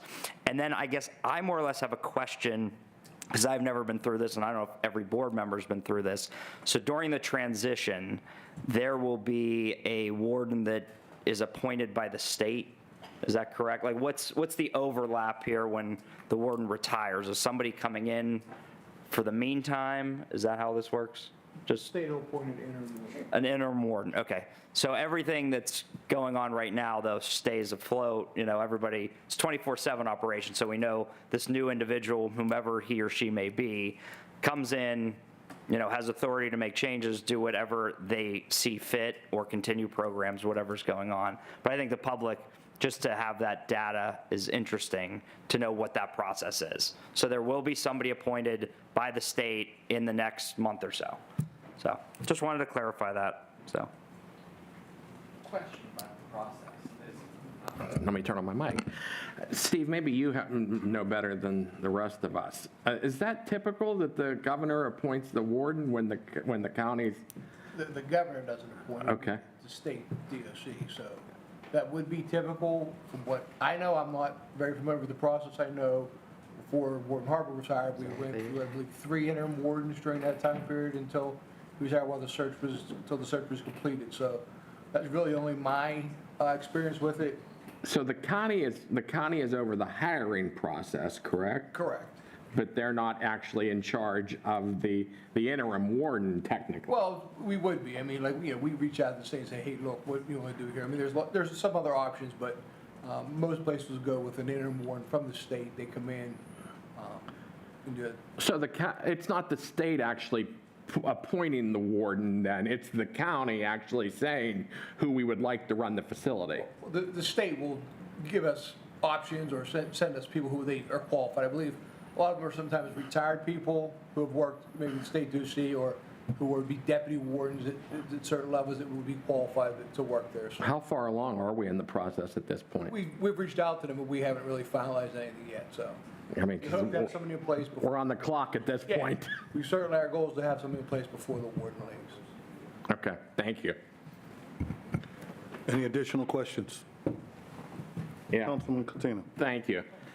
It's just some general questions about some things I've heard tonight, obviously. Strip searching of the children. Can you expound on that? Anybody? Juveniles coming into our facility have committed adult crimes. So therefore, when they come into our facility, we have to ensure that they do not have contraband on them, and that's why they are strip searched, because they're charged as adults for the safety and security of the facility. Is it true you have a full body scanner? We do have a full body scanner. So help me understand why that can't be used in place of a strip search. Because the full body scanner is not always accurate at all times, so that's why we're still going to continue to strip search until further notice. Okay, so when you say it's not fully accurate.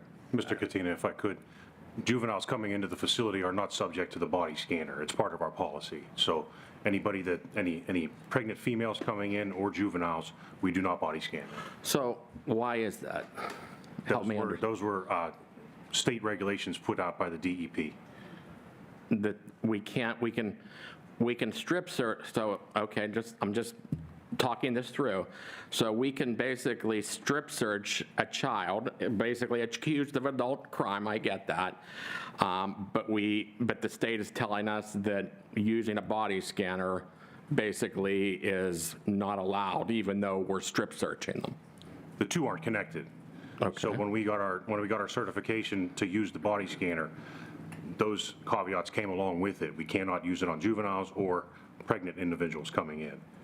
Okay, the policy of the strip search is local to the facility. So do we understand, I mean, I'm just asking the question so I can understand.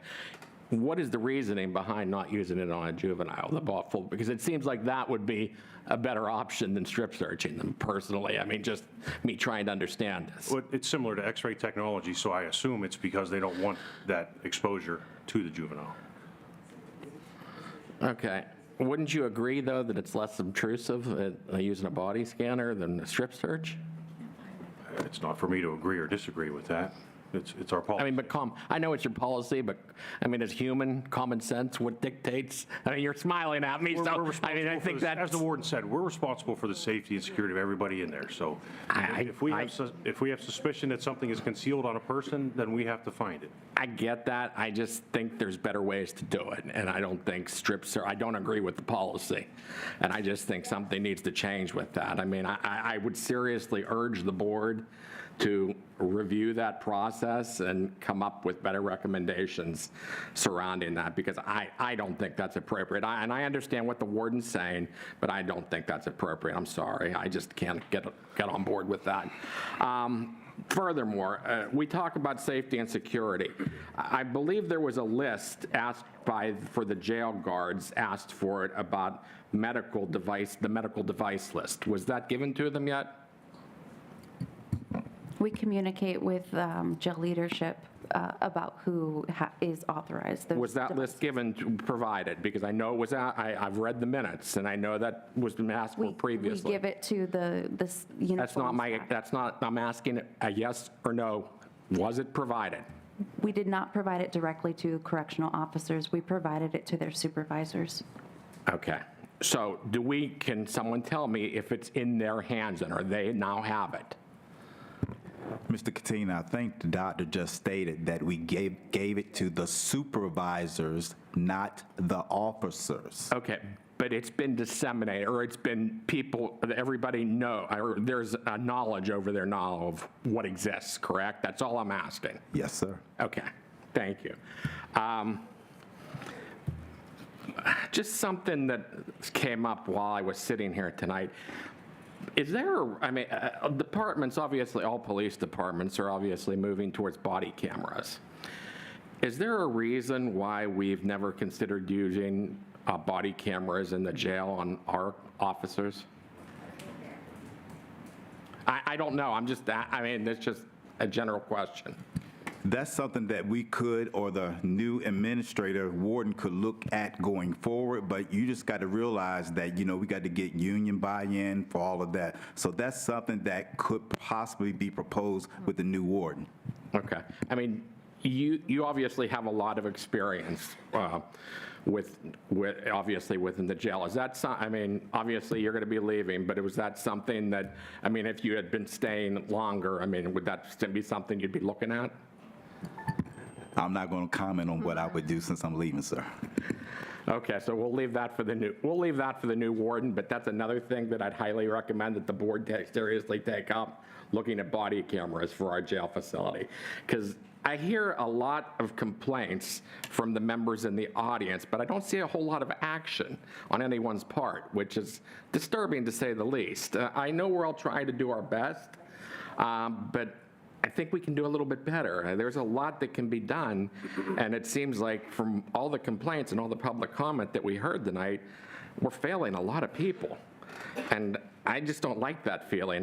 Granted, I'm not here that often, and Bethany's here in my stead, but I believe there's lots of room for improvement, and even Judge Housey admitted that. It's not perfect by any sense of the imagination.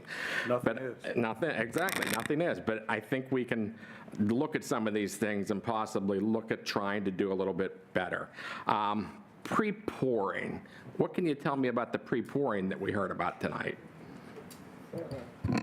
I can tell you that in our policy that a nurse is able to prepare their medications in advance, and we do have some stipulations on the guidelines for how that can happen. Okay, because I'm told there was an email sent out that said that to stop the pre-pouring of medications. Is that true?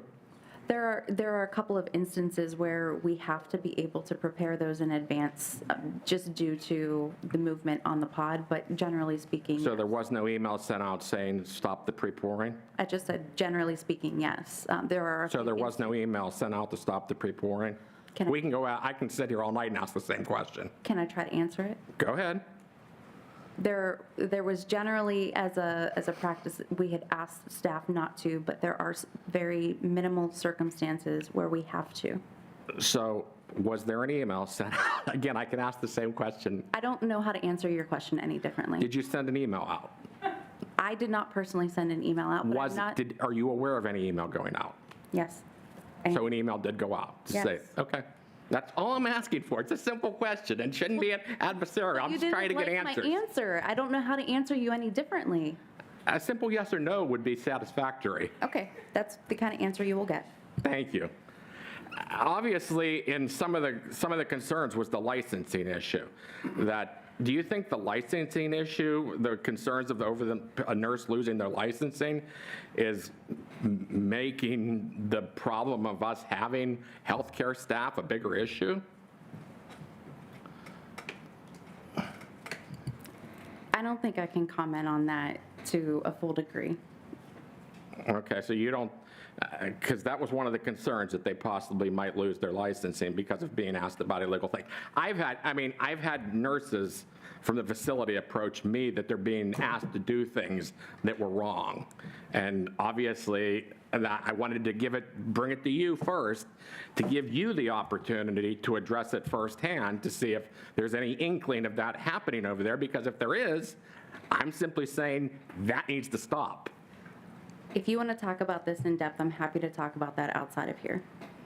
Okay, that answer does concern me, though, the fact that that's the way it was answered. So I'm telling you, I don't think if that is going on over there, I think the board needs to make sure that we're all aware of that is going on. It needs to stop immediately. I think it's important that you have all the facts. That's why I'm asking us to not talk about it here. Okay, that's fine.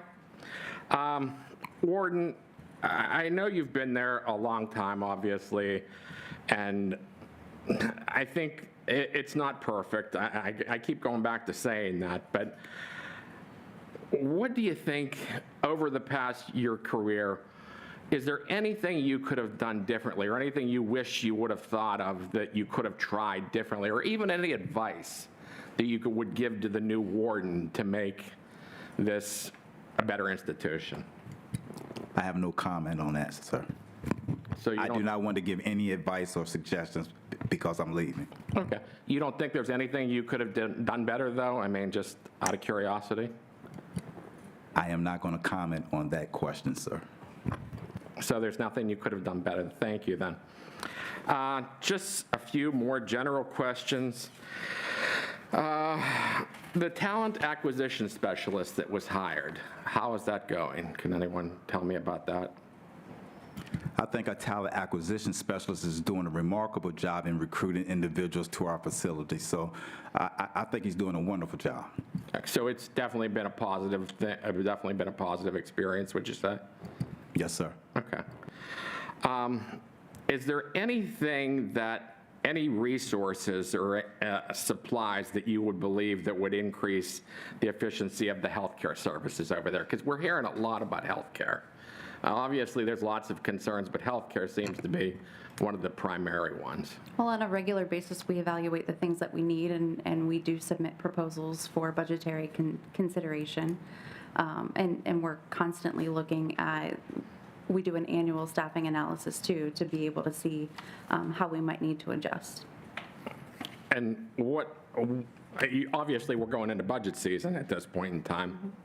Can you share some of those, or can you give me examples of what you're... We've looked at what kinds of alternative medicine services could be offered, what we could expand to. We've looked at potential requests for proposals for automated medication packaging.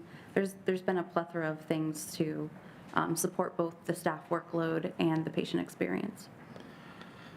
When you say there's been a plethora, can you get me what specifically is? Can you send it to me specifically? Because I'm curious as to what is being requested, because that always doesn't come across in the budgetary requests. So I'd like to have that firsthand, since we're going to be having budget hearings coming up. Mr. Katina, I think that if you would like to have that response, I think we need to schedule a meeting where we can meet to discuss that. So let's schedule a meeting where we can actually meet to discuss some of the issues that you're talking about pertaining to your last request. Okay. Because that would be, I think that would be especially helpful, because like I said, going into budget season at this point. One last thing that I really wanted to bring up, and Councilwoman Hallam was obviously over at the jail, and she saw multiple people incarcerated on Pod 8E on Tier AC1 status. Tier 1 AC individuals were not held on this pod. Why are they now?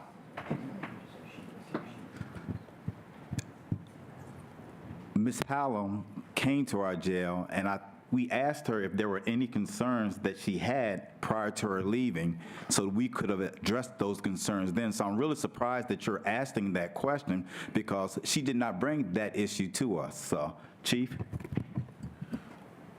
AC Tier 1s have traditionally been housed on 8 Echo, so I think the information you have is erroneous. Okay, so they've always been held there then? Or they've been held there and other places, but yes, they've been held on 8E. Okay, because that goes against previously what I think we've heard. I mean, I thought they were segregated, or no? Am I wrong? They are segregated, yes. So they're segregated, but they're held there and somewhere else? No, we've moved that population around several times, but they have traditionally been on 8 Echo. Okay, and that's all that's there right now? Yes. No, I mean, there's disciplinary status inmates also on that housing unit, but additionally, administrative custody as well. Okay. I think that's it for now. Thank you, Judge. Any additional questions? Terry Klein. Warden, can you give us an update on the installation of Dr. Patterson's plaque? Yes, ma'am. We have decided we're going to place the plaque in the healthcare area, so we will put it up, ma'am. And you will inform us of the date for anyone who wants to attend? I didn't say anything about anybody attending. I said that we were going to put the plaque up.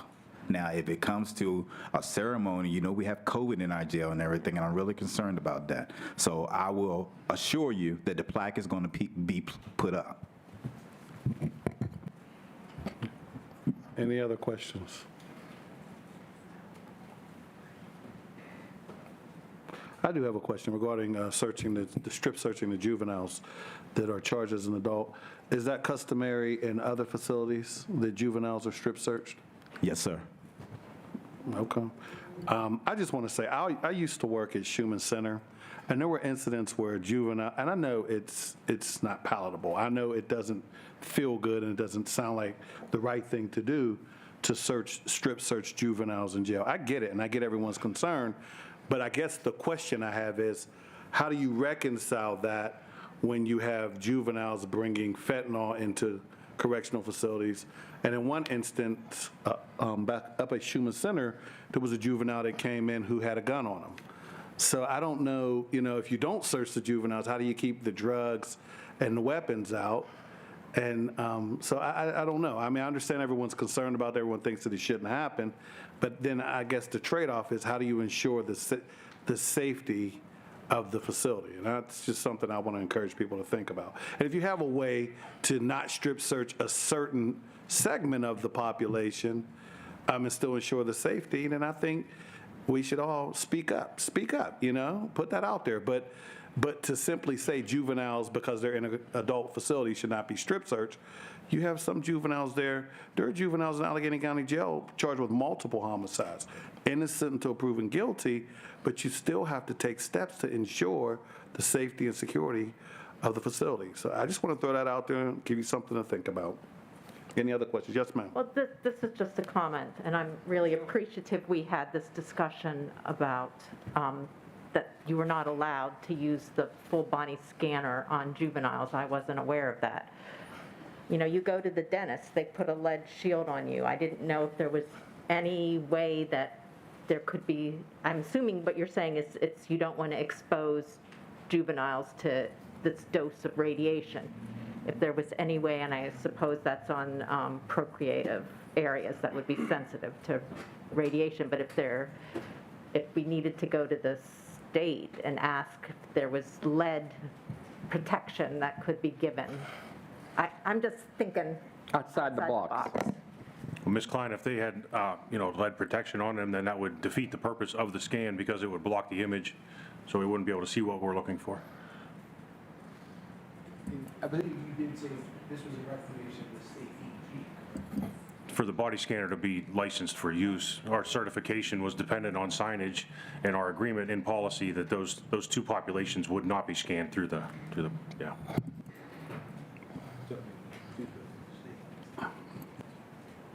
Any other questions? Judge? Yes. Just the COVID, since you were talking about the COVID, what do you have in place, so obviously, since it's on the uptick at this point?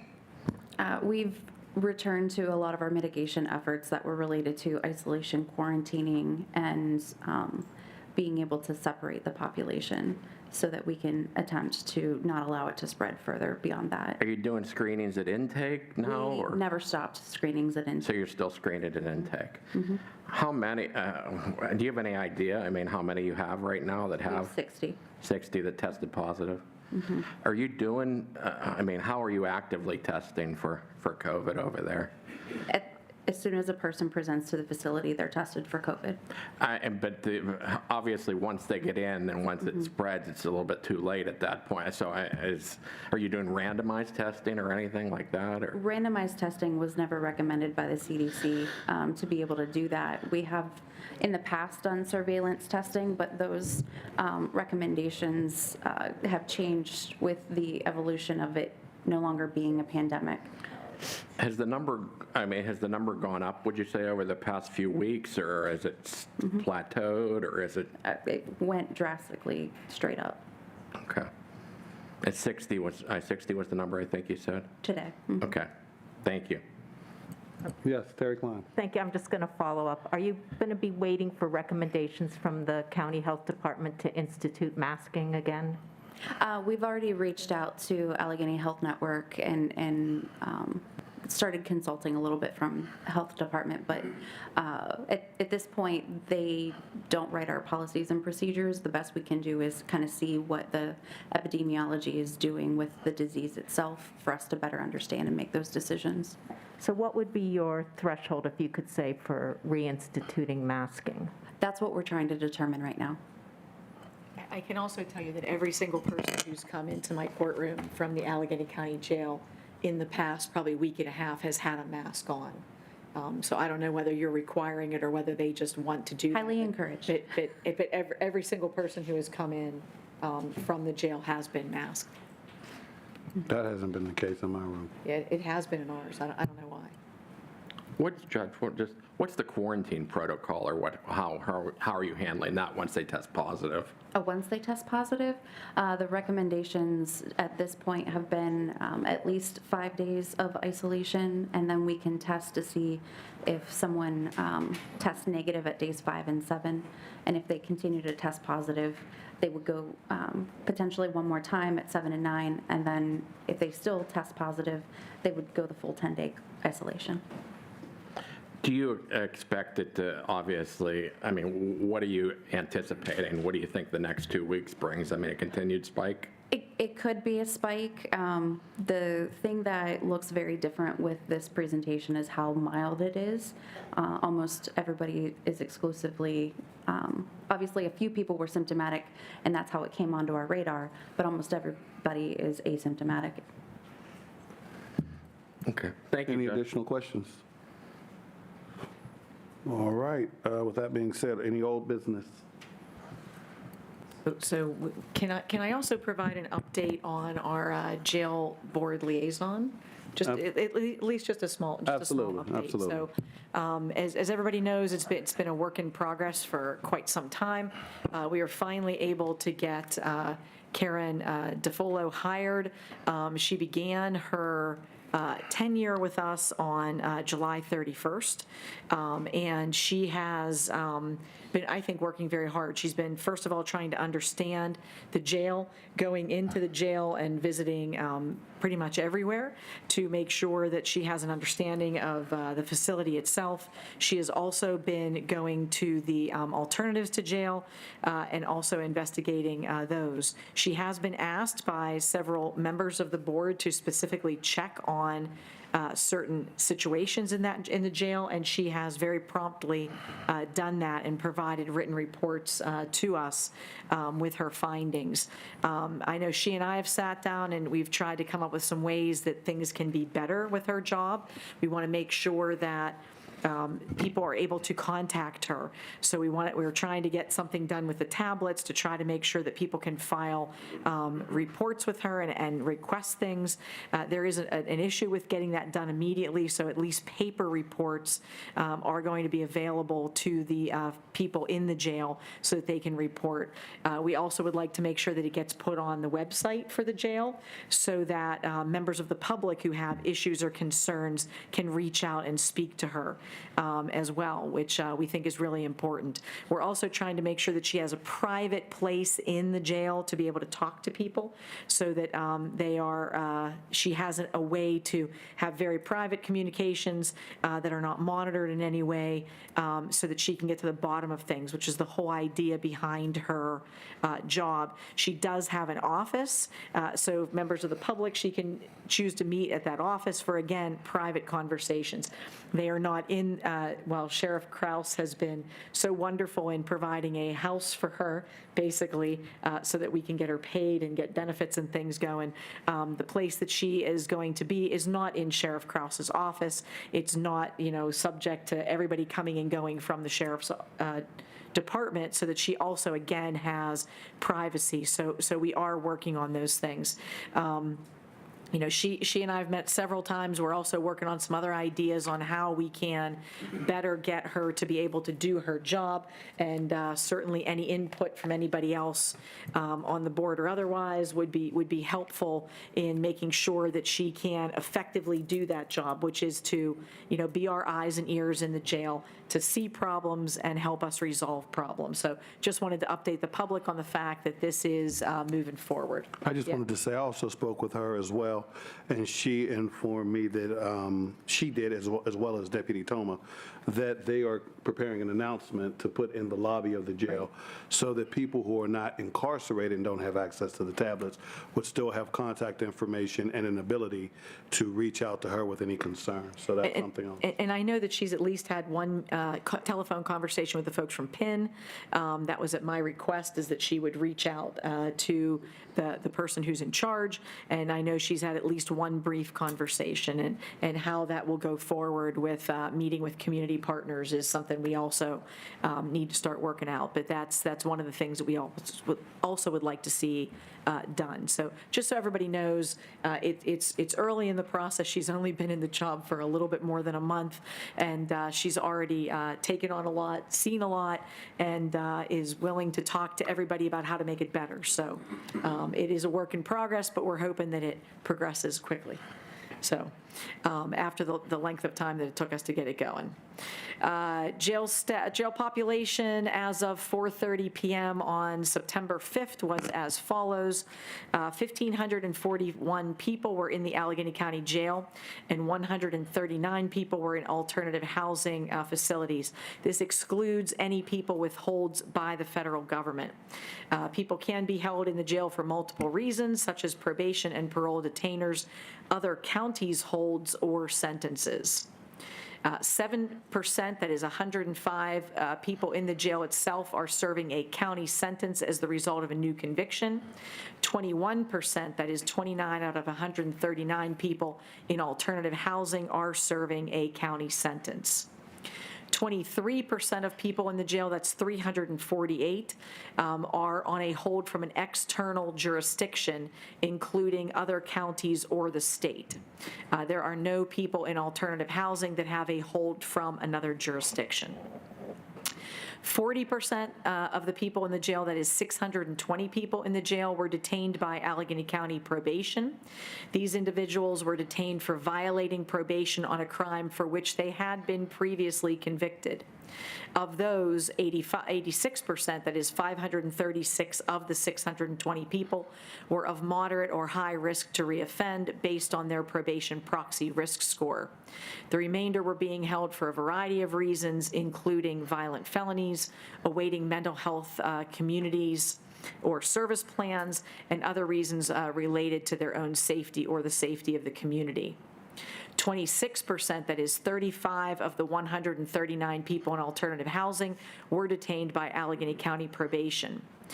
29 of those 35, which is 83% of those detained in alternative housing, were of moderate or high risk based on their proxy score.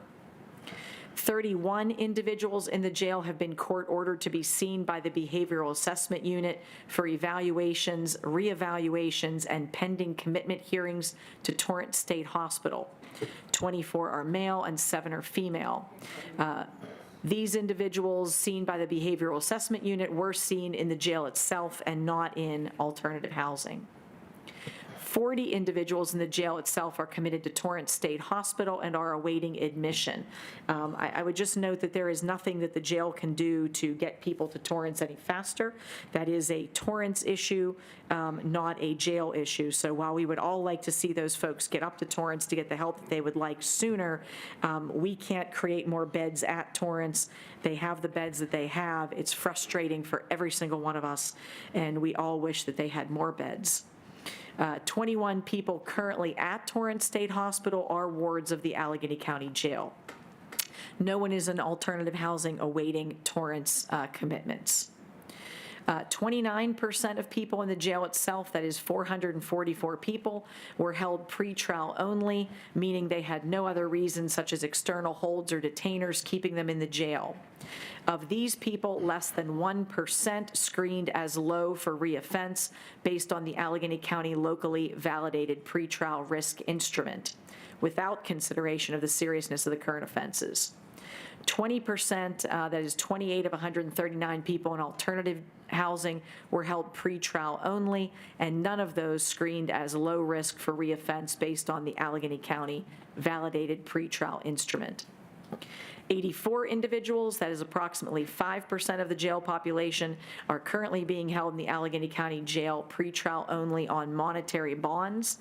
Of these individuals, only 11 screened as low risk for new criminal activity. 2 individuals in alternative housing are held pretrial only on monetary bonds, and neither was screened as low for risk of reoffense.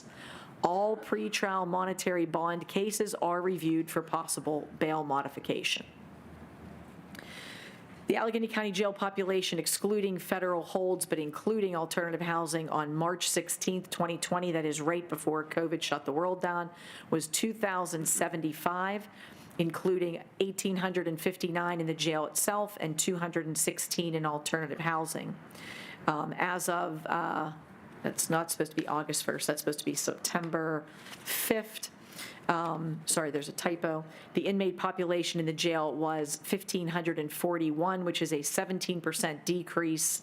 The alternative population was 139, which is a 36% decrease over that pre-COVID number.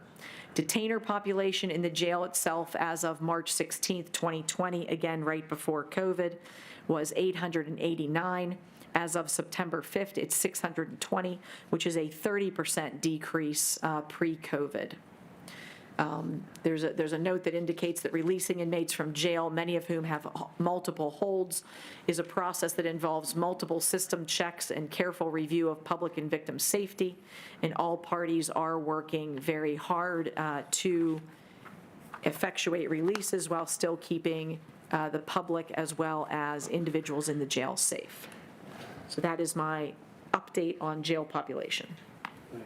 Can I ask you Yeah, absolutely. I'm sure this isn't obvious, but of the 84 individuals who are held on monetary bonds, that means that they could not come up with the money to be released. That is correct. So the only thing that's holding them there is that had they been able to come up with the money, they could have left. Well, you have to understand that those monetary bonds are all reviewed. Every monetary bond is reviewed by a county judge, so by a Court of Common Pleas judge. I don't know what those numbers are. So that bond amount may be $1 million because it involved a murder. So, obviously nobody's going to come up with that $1 million to come up with that for a murder. I don't know specifics on how much the monetary bonds are, or why they were placed, or why, after having been reviewed by a common pleas judge, they were kept in place. Go ahead, I'm sorry. So I simply cannot answer, I can't answer those specific types I of understand. questions. Is it common practice that someone who is arrested on a charge of homicide would have a monetary bond? They may or they may not have any bond. Okay, but it is conceivable that they could have a. I'm just Only trying to only understand. 5% of the jail population has any sort of monetary bond, which is a very low number. In Allegheny County, we try not to do monetary bond. Non-monetary bond with conditions is really the go-to for the entire pretrial services department. I mean, that's what all the judges try. That's what we do. This may also reflect the fact that bond hearings have become somewhat slower because there is a new state law that requires any bond hearing to have victims present before the bond hearing can be held. And so that has slowed down the process somewhat because the pretrial services department has to communicate with the victim, has to get the victims present, and some of those hearings, which used to be a little bit more pro forma, have become longer evidentiary hearings where the victims also provide testimony. So there has been somewhat of a slowing. We've tried not to have that slowdown, but given the volume, it has, I think, affected the speed with which some of these things are being considered. And there's nothing we can do about that. That's a state law. And we are required to make sure that victims are contacted and given the right to attend and provide testimony. I just wanted Appreciate the clarification. I just wanted to kind of piggyback off of what you said. In Allegheny County, Terry, a bail recommendation from pretrial services will never include a monetary condition. It's either you're in or you're out. You're out because there's no concern for the safety of the community. There's no concern about your ability to show up for a subsequent hearing. Or you're in because of the concern for the community or the likelihood that you will not show up. Those are the only two recommendations. Our magisterial district court judges may impose a monetary condition for bond, but that is never a recommendation. I don't know if your data contemplates the possibility that a person could have a monetary bond because And a detainer. or they could have a monetary I'll bond ask Sanjeev and to look another at that. hold from another a jurisdiction. So say you get 5,000 at 10%, but you also have a detainer from Westmoreland County. So sometimes, normally a judge might say, hey, this is a recommendation that you be released, non-monetary condition, but if we release you, then how does the other county get you? So sometimes they will put a monetary condition on with the understanding that you won't leave. Sometimes bonds are revoked so that the time will go to a detainer versus a period of incarceration for the new charges. So there's a lot of considerations that go into that determination. But I think the takeaway is, there's never a monetary condition recommended, but sometimes they are imposed. Sometimes it's for purposes of ensuring that a person will not leave the jail because of another matter that may be holding them. My experience has been in most cases, most people are not just in jail because of a monetary condition of bail. Right. It's usually because they're trying to make sure that time goes to a detainer or a probation violation or a parole violation. So most people aren't just there because of monetary. I'm not saying it doesn't happen. I'm saying the majority of the people are not there for that reason. And I can actually get, I'll try to get the person who runs the data to provide us with something additional about the monetary bonds and whether those monetary, people being held on monetary bonds are also being held on anything else. I'll ask him to figure that out for the next time. So.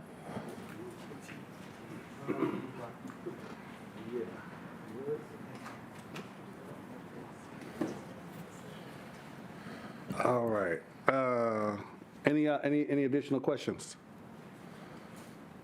No? So with that being said, new business, normally Ms.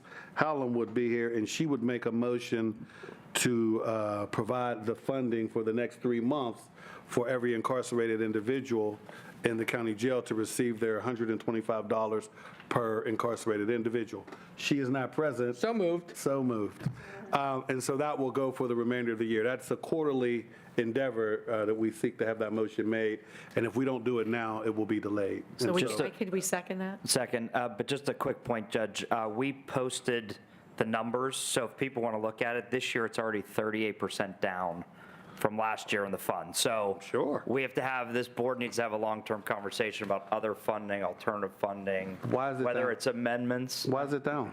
Well, number of reasons. Give me one or two. Well, we're hiring somebody.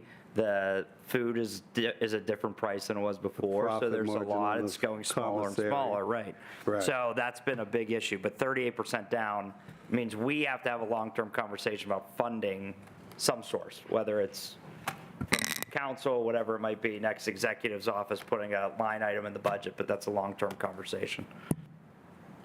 Do we need to vote on that? We have a. No, aye.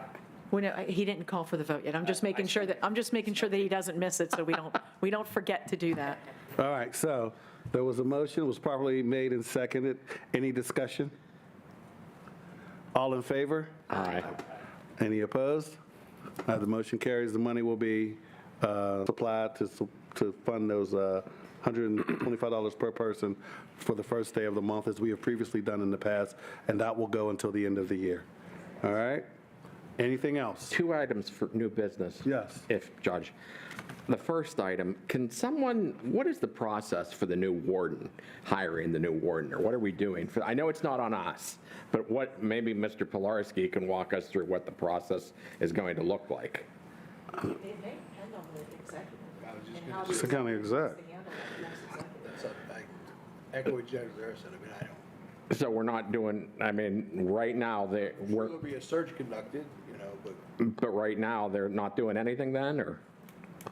They've started looking into search committees. I know but the process is going to take a long time. It's not, so I think they've started the process. So is the current executive appointing the search committee then, or are you? I have no idea, but I don't think that's the plan, but I don't know. I just know that. Or are we waiting until the new executive All I gets know in? is they're in the process of trying to engage search committees. So we put out an RFP then, or you don't know? Okay. The second thing that Controller O'Connor alluded to this evening is that I think that I'm going to convene a public hearing, obviously, on the staffing and the health care for county council, because I think there's a lot to be learned from that, especially my colleagues. I think my colleagues would obviously appreciate that. And I'm hoping that the people that are here in the room, it's just not going to be about the staffing and the health care. It's going to be about the jail overall. And I think that we'd like to hear from people about how we can make the process better. Obviously, county council's limited in what they can do, but I don't think it hurts to get the community engagement and community involvement and hear from everybody about how to make it better, what the future looks like for this. Because I think it's going to fall upon all of us at some point to make this better, obviously. So thank you, Judge. Thank you. Any additional new business? You guys need to pass the July meeting minutes. We didn't pass those minutes? No, you didn't have quorum. Nah, we did have a quorum. Last meeting we did. We voted on those minutes, I'm fairly certain. We voted on 2 months' worth of minutes at the last meeting. Okay, sorry, they just weren't online yet, so. We voted. Sorry, did. With that being said, Sheriff Kraus? Make a motion to adjourn. So moved. Seconded. So moved. And I wanted to publicly say, I want to thank Mr. Kinstowitz for his efforts and the things that he's done to try to continue to, improve the conditions in the jail. I thought he had left, so I apologize for not saying that earlier, but I want to acknowledge his efforts and his commitment, so thank you.